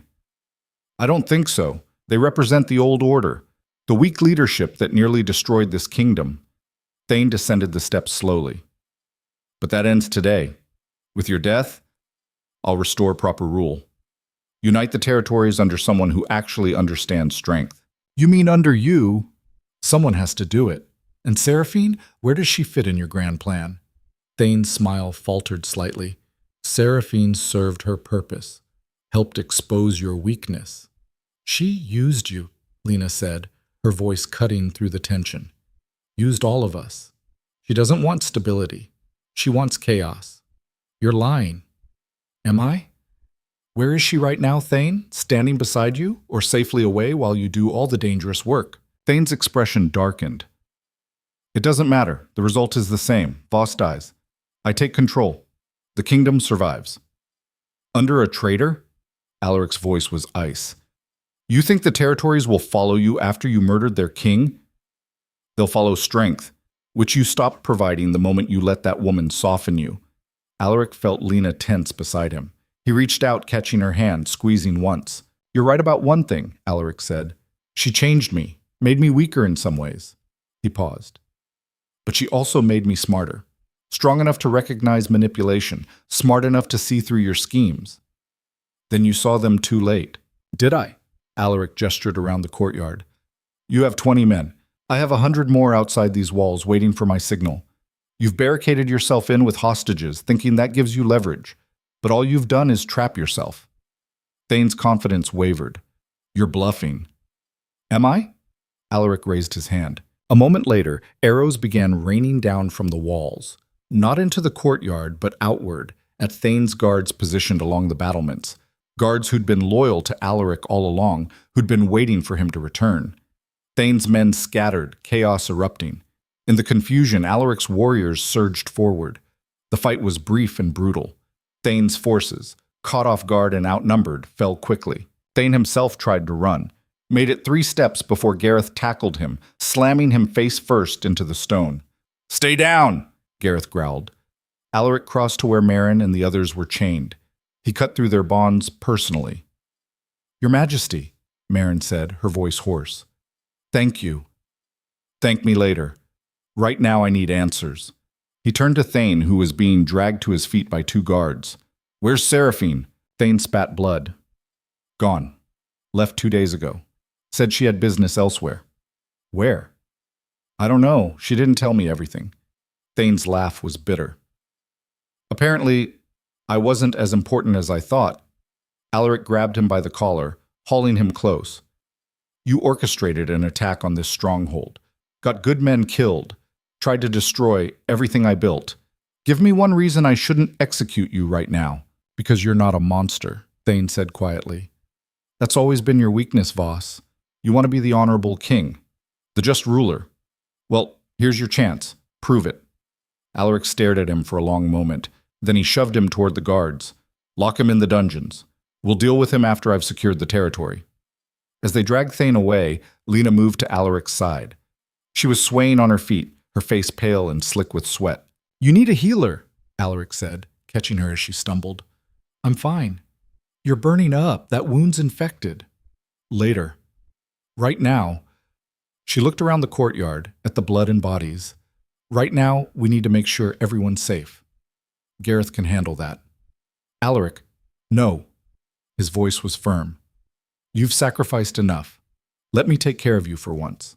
She looked like she wanted to argue, but exhaustion won out, and she nodded. He swept her into his arms, carrying her toward the healer's quarters. She rested her head against his chest, her breathing shallow. I'm sorry, she whispered. For what? For leaving, for thinking that would solve anything. You were trying to save me. I was trying to save us both, but I just made everything worse. Alaric tightened his hold on her. You made nothing worse. Seraphine did. Thane did. Not you. Never you.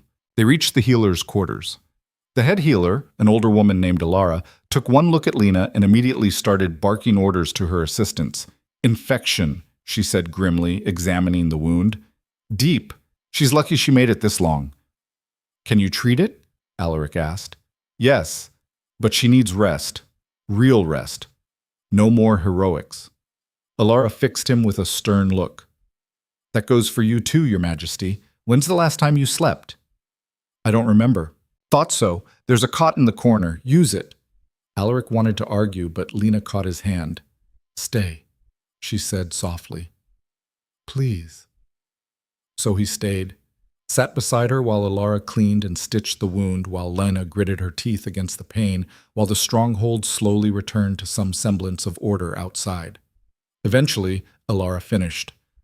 She'll sleep for a while. The fever should break by morning. And if it doesn't, then we'll deal with it then. Alara placed a hand on his shoulder. She's strong, Your Majesty. She'll survive this. After Alara left, Alaric sat in the quiet, watching Lena sleep. Her face was still too pale, her breathing too shallow. But she was alive. She was here. He'd gotten her back. Gareth appeared in the doorway, looking exhausted. Stronghold secure. We lost 12 men total. Could have been worse. It's always worse than it should be. Yeah. Gareth leaned against the doorframe. Council wants to meet. Discuss what happens next. Tell them tomorrow. They're not going to like that. I don't care what they like. I'm done caring. Alaric looked at his second. For 20 years I've put this kingdom first, built it, bled for it, and it nearly cost me the only thing that actually matters. Lena, Alaric confirmed. So the council can wait. The territories can wait. Everything can wait until I'm damn sure she's going to be okay. Gareth was quiet for a moment. Then he smiled faintly. Never thought I'd see the day King Alaric Voss put love before duty. Neither did I. For what it's worth, I think it makes you stronger, not weaker. Thane would disagree. Thane's a traitor rotting in a cell. His opinion doesn't count. Gareth straightened. I'll handle the council. You stay with her. Thank you. After Gareth left, Alaric moved to the cot Ilara had pointed out. But he didn't lie down. Instead, he pulled it closer to Lena's bed and sat, keeping watch. Hours passed. The stronghold settled into an uneasy peace. And slowly, gradually, Lena's fever began to break. When dawnlight filtered through the windows, she opened her eyes. Alaric? He was at her side immediately. I'm here. You look terrible. You look worse. She managed a weak smile. Always the charmer. How do you feel? Like I got mauled by a wolf and then rode for 3 hours with an infected shoulder. She tried to sit up, winced. So, not great. Easy. He helped her adjust, propping pillows behind her. Ilara says you need rest. Ilara says a lot of things. Lena looked at him, really looked at him. What happened after they took me? So he told her. The attack. The ride to the southern pack camp. Revik's warning about Seraphine and Thane. The fight to retake the stronghold. When he finished, Lena was quiet for a long time. She won, she said finally. What? Seraphine. She set out to prove I was your weakness, and she did. You risked everything to save me. Nearly lost your kingdom. I'd do it again. I know, that's the problem. Lena's eyes filled with tears. Don't you see, Alaric? She was right. As long as I'm here, stop. He caught her face in his hands. Just stop. I don't care if she was right. I don't care if loving you makes me vulnerable. Because a life without you isn't a life worth protecting. But the kingdom will survive. It survived before me. It'll survive after me. But you're irreplaceable. The tears spilled over. I don't know how to do this. How to be what you need without destroying everything. You already are what I need. Just by being here. By fighting when you should have run. By loving me even when it would have been smarter not to.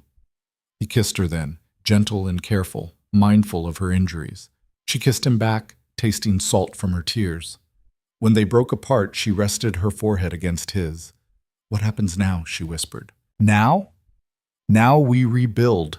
Properly this time. No more secrets. No more letting the council dictate our lives. They'll fight you. Let them. I'm done compromising on this. A knock interrupted them. Councillor Marin entered, looking hesitant. Your Majesty, Lady Lena, I apologize for the intrusion, but there's something you both need to know. Alaric tensed. What? We found something in Thane's chambers. Evidence. Marin held out a leather-bound journal. His personal records. Everything he and Seraphine planned, including where she went. Alaric took the journal, flipping through pages of meticulous notes, dates, names, plans laid out in excruciating detail. And on the last page, an address. A location in the western provinces. She's not done, he said quietly. No, Marin agreed. According to those notes, this was just the beginning. She's meeting with other dissenters, building a coalition. To do what? To tear down every major territory, create enough chaos that the whole region destabilizes. Marin's expression was grim. She wants to burn it all down. Alaric closed the journal, his jaw set. Then we stop her. How? I don't know yet, but we will. He looked at Lena. Together. She squeezed his hand. Together. For the first time in weeks, Alaric felt something shift. Not victory. Not yet. But possibility. Hope. They'd survived Seraphine's first attack, and they'd survive whatever came next. Together. The word echoed in this council chamber 3 days later, where Alaric sat surrounded by faces he no longer fully trusted. Lena stood beside him, against the protests of both Ilara and the council. Her shoulder was still bandaged, her movements careful, but she'd refused to stay in bed while decisions about their future were being made. "Your Majesty," Councillor Vera said carefully, "with all respect, pursuing Seraphine into the western provinces is a risk we cannot afford. We're still recovering from Thane's betrayal. The southern packs are regrouping. We need stability, not another conflict." "Stability?" Alaric's voice was quiet, dangerous. "We just discovered a conspiracy that nearly destroyed this kingdom. Seraphine is out there building a coalition to finish what she started. And you want to talk about stability?" "I want to talk about survival," Vera shot back. "Half the territories are watching to see if you're strong enough to hold power. If you chase after Seraphine like some lovesick fool, choose your next words carefully," Alaric warned. Vera's jaw tightened, but she continued. "If you pursue her personally, it proves her point, that Lady Lana has compromised your judgment. My judgment is fine." "Is it?" "Because from where I'm sitting, you've risked everything, multiple times, for one woman. That's not leadership. That's obsession." The words hung in the air like a blade. Lena spoke before Alaric could. "You're right." Everyone turned to stare at her. "Lena," Alaric started. "No, she's right." Lena faced the council, her voice steady despite the pain she must be feeling. "I have been a liability. Seraphine used me to manipulate all of you, to create chaos, to weaken this kingdom. And I walked right into her trap because I thought—" Her voice caught. "I thought love would be enough to overcome politics." "It is enough," Alaric said fiercely. "Maybe for us, but not for them." Lena gestured to the council. "They need a king who puts the kingdom first, always, without hesitation. And I need you. I know. But maybe that's the problem." She turned to him, and her eyes were filled with an anguish that cut deeper than any blade. Maybe Seraphine was right all along. The council shifted uncomfortably. Alaric felt his world tilting again, the ground unstable beneath his feet. Before he could respond, Gareth burst into the chamber. "Your Majesty, we have a situation." "What kind of situation?" "The Western clans, they're sending an emissary. He's requesting immediate audience." Gareth's expression was tight. "Says he has information about Seraphine, and about what she's planning." Alaric stood. "Bring him in." The emissary was a lean man in his 40s, weathered and sharp-eyed. He bowed briefly, but without subservience. "Your Majesty, I am Kane, representative of the Western Coalition. I come bearing urgent news." "Speak." "Seraphine has been moving through our territories for the past 2 weeks, making promises, offering power to anyone willing to join her cause." Kane's voice was clipped, professional. "She's building an army, not of warriors, of leaders, alphas who feel overlooked, council members who want more influence. She's offering them pieces of your kingdom in exchange for their support." "How many have joined her?" "At least 30 so far. Maybe more. She's smart, careful, only approaching those she knows or dissatisfied." Marin leaned forward. "And why are you telling us this?" "Because the Western Coalition has no interest in seeing the territories descend into civil war. We've worked too hard to build stability." Kane's eyes shifted to Alaric. "But we also won't support a king who's seen as weak, which is why I'm here with an offer." "What kind of offer?" "Help us eliminate Seraphine and her coalition. Prove you're still capable of leading. In return, the Western clans pledge full support to your rule. No more questions about your judgment or your personal attachments." The implication was clear. Help us, and we'll stop using Lena against you. "And if I refuse?" Alaric asked. "Then we remain neutral. And when Seraphine makes her move, and she will, you'll face her alone." The council erupted into argument. Some supported the alliance. Others called it a trap. Alaric let them argue, his mind working through angles and consequences. Lena touched his arm lightly. "Can I speak with you, privately?" He nodded, and they stepped into the adjacent chamber, leaving the council to their debate. The moment the door closed, Lena turned to him. "You should take the offer." "I don't trust them." "Neither do I. But we're running out of options." She moved closer, her voice urgent. "Seraphine won't stop. She spent months, maybe years planning this. And she's not going to give up just because we survived her first attempt." "I know." "Then you also know we can't fight her alone. We need allies, even if they're using us as much as we're using them." Alaric studied her face, seeing the exhaustion there, the pain she was trying to hide.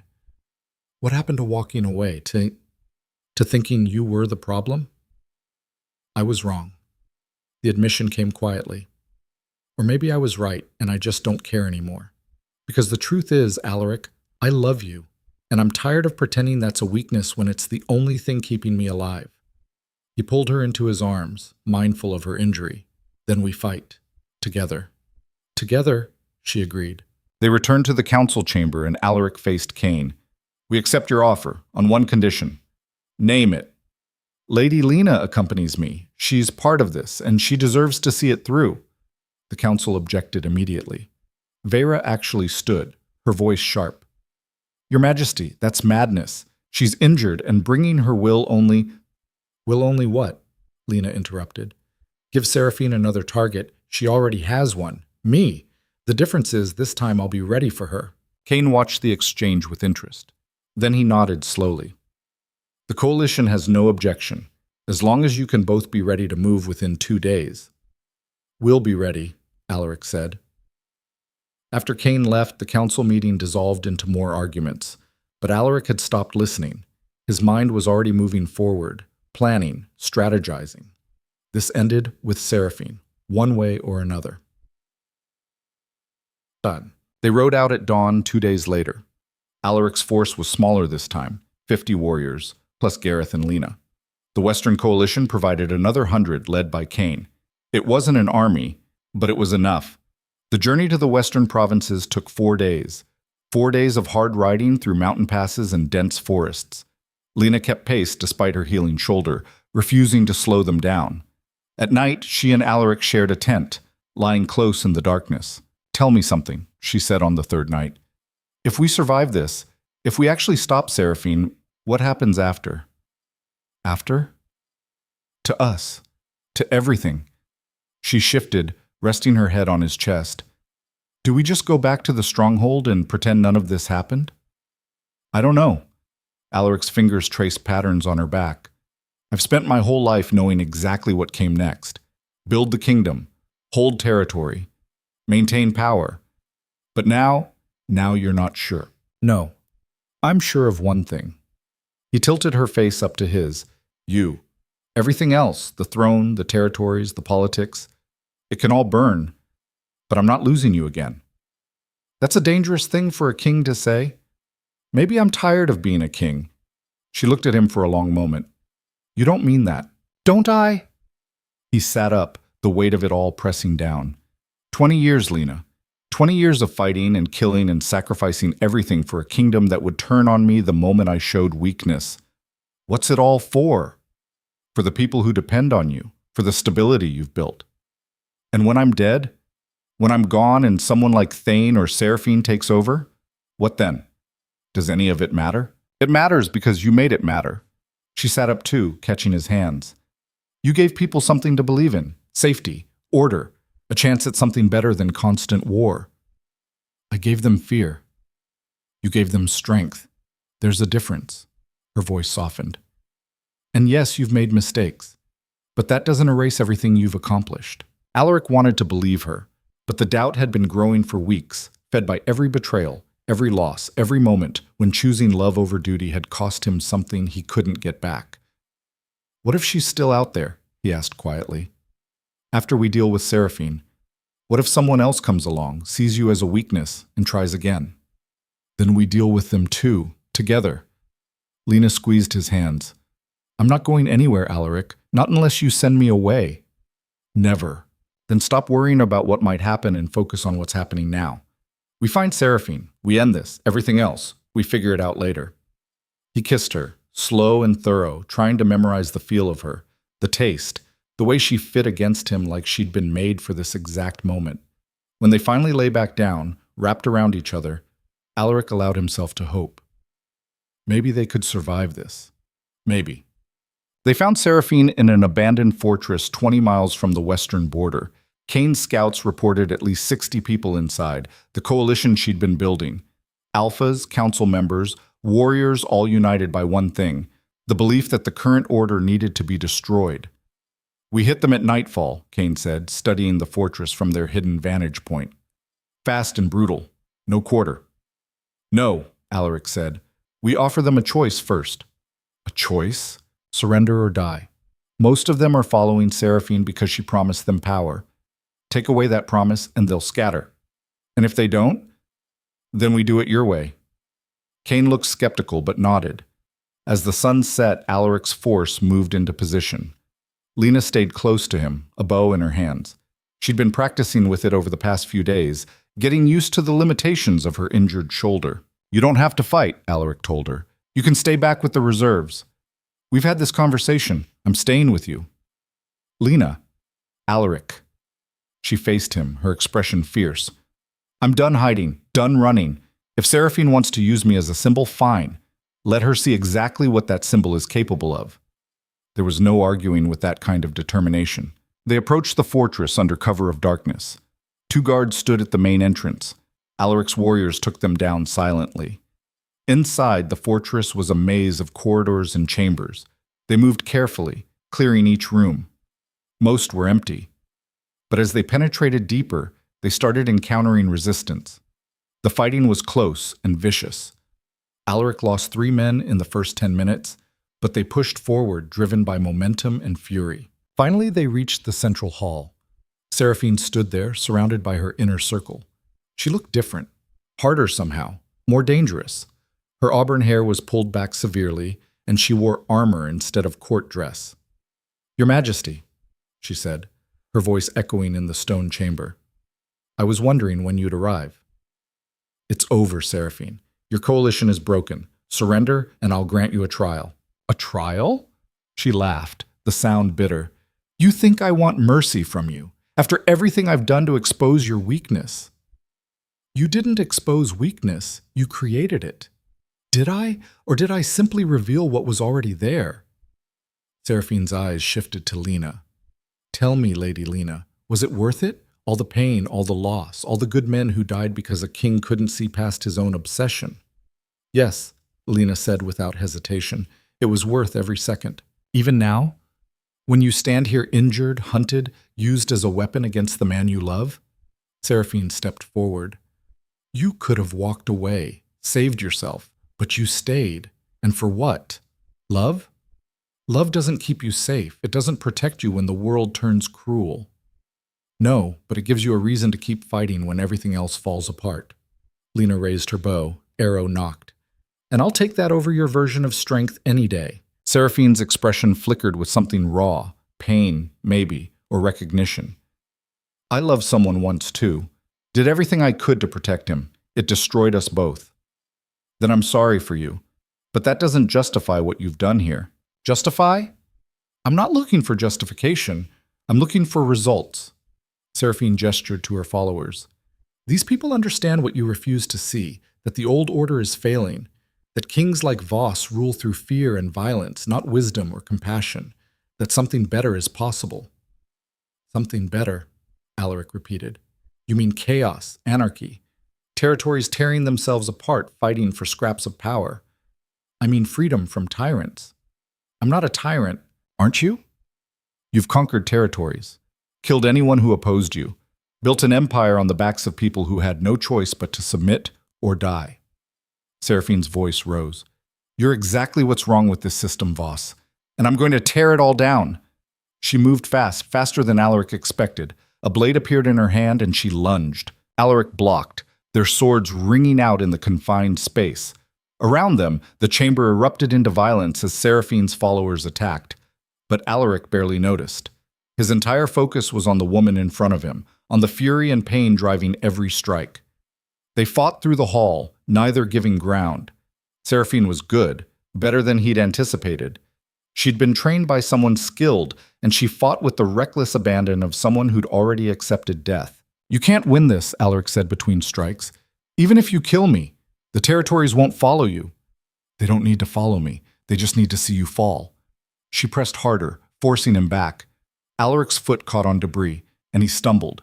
Seraphine's blade came down. An arrow caught her in the shoulder, spinning her sideways. Lena stood across the hall, already knocking another arrow. Blood dripped from a cut on her cheek, and her injured shoulder was clearly causing her pain, but her hands were steady. "It's over," Lena said. "Stand down." Seraphine looked at the arrow in her shoulder, then at Lena, and she laughed, a sound edged with hysteria. "You still don't understand. This was never about winning. It was about proving a point." She yanked the arrow out, wincing. "And I did. The great King Voss, brought to his knees by something as simple as love. Every enemy you have now knows your weakness. Every rival sees the crack in your armor." "Then they'll come," Alaric said, standing, "and we'll face them, together, just like we faced you." "For how long? A year? 5 years? 10? Seraphine's voice dropped. "Eventually, someone will succeed.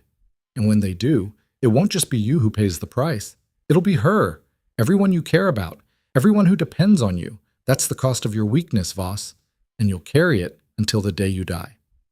The words hit harder than any blade, because Alaric knew she was right. Loving Lena had made him vulnerable in ways he could never fully defend against, and that vulnerability would follow them forever. But as he looked at Lena, at the woman who'd fought beside him, who'd sacrificed everything, who stood there bleeding and fierce and absolutely unwavering, he realized something. He didn't care. "You're right," he said to Seraphine. "Loving her is a weakness, the biggest one I've ever had. And I'd choose it again, every time, because a life without that weakness isn't a life worth living." He raised his blade. "Now surrender, or die." Seraphine stared at him for a long moment, then she raised her sword. "Death it is." She charged. Alaric met her halfway. Their blades clashed once, twice, 3 times. Then Alaric's sword found its mark, sliding between her ribs. Seraphine gasped, her eyes going wide. She fell to her knees, blood spreading across her armor. "I'm sorry," Alaric said quietly, "for whatever happened to you, for whoever you lost. But this ends now." Seraphine looked up at him, and for just a second her expression softened. "You'll regret this. Not today. Maybe not tomorrow. But eventually, maybe. But it'll be my choice to make." She smiled faintly. Then the light faded from her eyes, and she slumped forward. Dead. Around them, the fighting had stopped. Seraphine's followers, seeing their leader fall, had surrendered or fled. The hall was filled with wounded and dead, the smell of blood thick in the air. Alaric turned to find Lena. She was leaning against the wall, her bow discarded, her face pale. When she saw him, relief flooded her expression. He crossed to her, pulling her into his arms. "It's over," he murmured against her hair. "It's finally over." She clung to him, shaking. "Is it? Or is she right? Is this going to keep happening?" "I don't know. Probably." He pulled back, cupping her face. "But I meant what I said. I'll take you and the risk over safety without you, every time." Tears streamed down her cheeks. "I love you, even when it's stupid, even when it nearly gets us killed." "Same here." They stood there, holding each other in the ruins of Seraphine's grand plan, and for the first time in months, Alaric felt something settle in his chest. Not peace, not exactly, but acceptance. This was who he was now, a king who'd chosen love over absolute power, a warrior who'd found something worth protecting beyond territory and pride. And if that made him weak in the eyes of his enemies, so be it. He'd survived this long by being ruthless. Maybe it was time to try something different. Bum? They returned to the stronghold 2 weeks later. The journey back was slower, marked by negotiations with the Western Coalition, by meetings with the territories to reassure them the crisis had passed, by 1,000 small steps toward rebuilding what Seraphine had nearly destroyed. When they finally rode through the gates, the stronghold looked different somehow. Or maybe Alaric was the one who'd changed. The council was waiting in the great hall. They'd grown bolder in his absence, already debating policies and making decisions that should have required his approval. Marin stood as he entered. "Your Majesty, welcome home. We have much to discuss." "I'm sure you do." Alaric took his seat, Lena standing beside him. "But first I have an announcement." The council exchanged nervous glances. "I'm reforming the council structure. No more lifetime appointments. No more decisions made behind closed doors. From now on, major policies will be presented to representatives from all territories. We're building something new, something that doesn't rely on one person's strength." Vera's eyes narrowed. Your Majesty, that's not up for debate. Seraphine was right about one thing. The old system is broken. We fix it or we watch it collapse. Alaric's voice was steel. And one more thing. Lady Lena Whitmore is now my official consort. Anyone who objects can take it up with me personally. The silence was deafening. Then, slowly, Marin smiled. About time, Your Majesty. The other council members, even Vyra, nodded their agreement. Whether they truly supported it or just knew better than to argue didn't matter. After the meeting, Alaric and Lena walked to the balcony overlooking the northern courtyard, the same place they'd stood months ago when everything was falling apart. You really think this will work? Lena asked. Reforming everything? Probably not, but it's worth trying. He pulled her close. I'm tired of ruling through fear, tired of constant war. Maybe it's time to see what happens when we try something different. And if it fails, then at least we failed trying to build something better. Lena rested her head against his shoulder. I never thought I'd end up here, standing beside a king, helping rebuild a kingdom. I never thought I'd want you here, but now... He paused, searching for words. Now I can't imagine it any other way. They stood there as the sun set, painting the sky in shades of gold and crimson. Below, the stronghold bustled with life. Servants, guards, craftsmen all going about their business, unaware that the world above them had fundamentally shifted. But it had. Alaric had spent 20 years building an empire through strength and violence. And in the end, what had nearly destroyed him wasn't an enemy army or a political coup. It was the realization that strength alone wasn't enough. That love, messy, complicated, dangerous love, was the only thing worth fighting for. Seraphine had been right. Loving Lena was his greatest weakness. But she'd also been wrong, because that weakness had saved him in ways strength never could, had given him a reason to keep fighting when everything else felt hollow, had reminded him that ruling wasn't just about power, it was about protecting the things that mattered. What are you thinking? Lena asked softly. That I spent my whole life trying to be invincible, and it took losing you to realize I didn't want to be. And now? Now I just want to be with you, however long that lasts. She turned in his arms, her eyes searching his face. What if it lasts forever? Then I'll be the luckiest man alive. He kissed her as the last light faded from the sky. And for once, Alaric didn't think about enemies or threats or the next crisis. He just existed in this moment with this woman, in a world that had tried everything to tear them apart. They'd survived, not unscathed, not unchanged, but together. And for Alaric, that was victory enough. 3 months later, Alaric stood in the war room reviewing reports from the territories. The reforms were working, slowly, messily, but working. Representatives from each territory now had a voice in major decisions. The council was smaller, more accountable. Trade agreements had been renegotiated. Military deployments had been reduced. It wasn't perfect. There were still conflicts, still people who resented the changes. But it was better than what had come before. Gareth entered carrying another stack of documents. The Eastern Valleys sent their agreement. They're in. Good. Alaric set down the report he'd been reading. That's the last holdout. We're officially unified under the new system. Never thought I'd see the day. Gareth dropped the documents on the table. How's Lena? Same as yesterday, driving Alara insane with questions about the baby. Gareth grinned. She's going to be a handful as a mother. She's a handful now. But Alaric was smiling too. I wouldn't have it any other way. The pregnancy had been a surprise, an accident really, in the chaos following Seraphine's defeat. But when Lena had told him, Alaric had felt something crack open in his chest. Fear, yes. Terror at the thought of bringing a child into this violent world, but also hope. The stubborn, unreasonable hope that maybe they could build something better for the next generation. Council meeting in an hour, Gareth reminded him. They want to discuss the succession protocols. Tell them I'll be there. After Gareth left, Alaric walked to the window. The stronghold stretched out below him, stronger now, more stable, but still bearing the scars of everything they'd survived. He thought about Seraphine's final words, about how loving Lena would eventually cost him everything. Maybe she'd been right. Maybe someday an enemy would come who'd exploit that weakness successfully, who'd use the people he loved against him in ways he couldn't defend. But that day wasn't today. Today he had a kingdom to rebuild, a council to manage, a partner who challenged him and loved him in equal measure, and soon, a child who'd inherit whatever world they managed to create. It wasn't the life he'd planned, wasn't the empire he'd imagined building, but it was his, and that was enough. Alaric turned from the window and headed to the council meeting, ready to face whatever came next. Not as the ruthless conqueror he'd once been, but as something more dangerous. A man with something to lose and everything to fight for.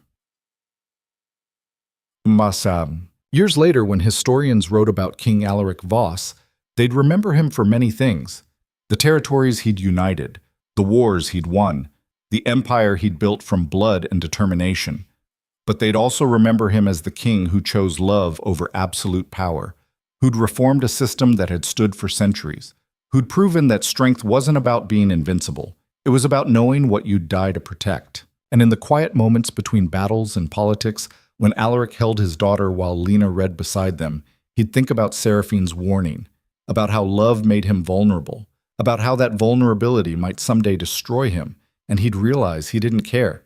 Because a kingdom built on fear would always crumble, but a kingdom built on something worth protecting, something worth sacrificing for, that had a chance. Not a guarantee, not a promise, just a chance. And for Alaric Voss, the feared Alpha King who'd conquered half the known world, that was more than enough. He kept Lena's ring, the one he'd given her during their first year together, on a chain around his neck, not as a trophy, not as a symbol of conquest, but as a reminder that the strongest man in the territories had been brought to his knees by something as simple and devastating as love. And he'd do it again, every single time,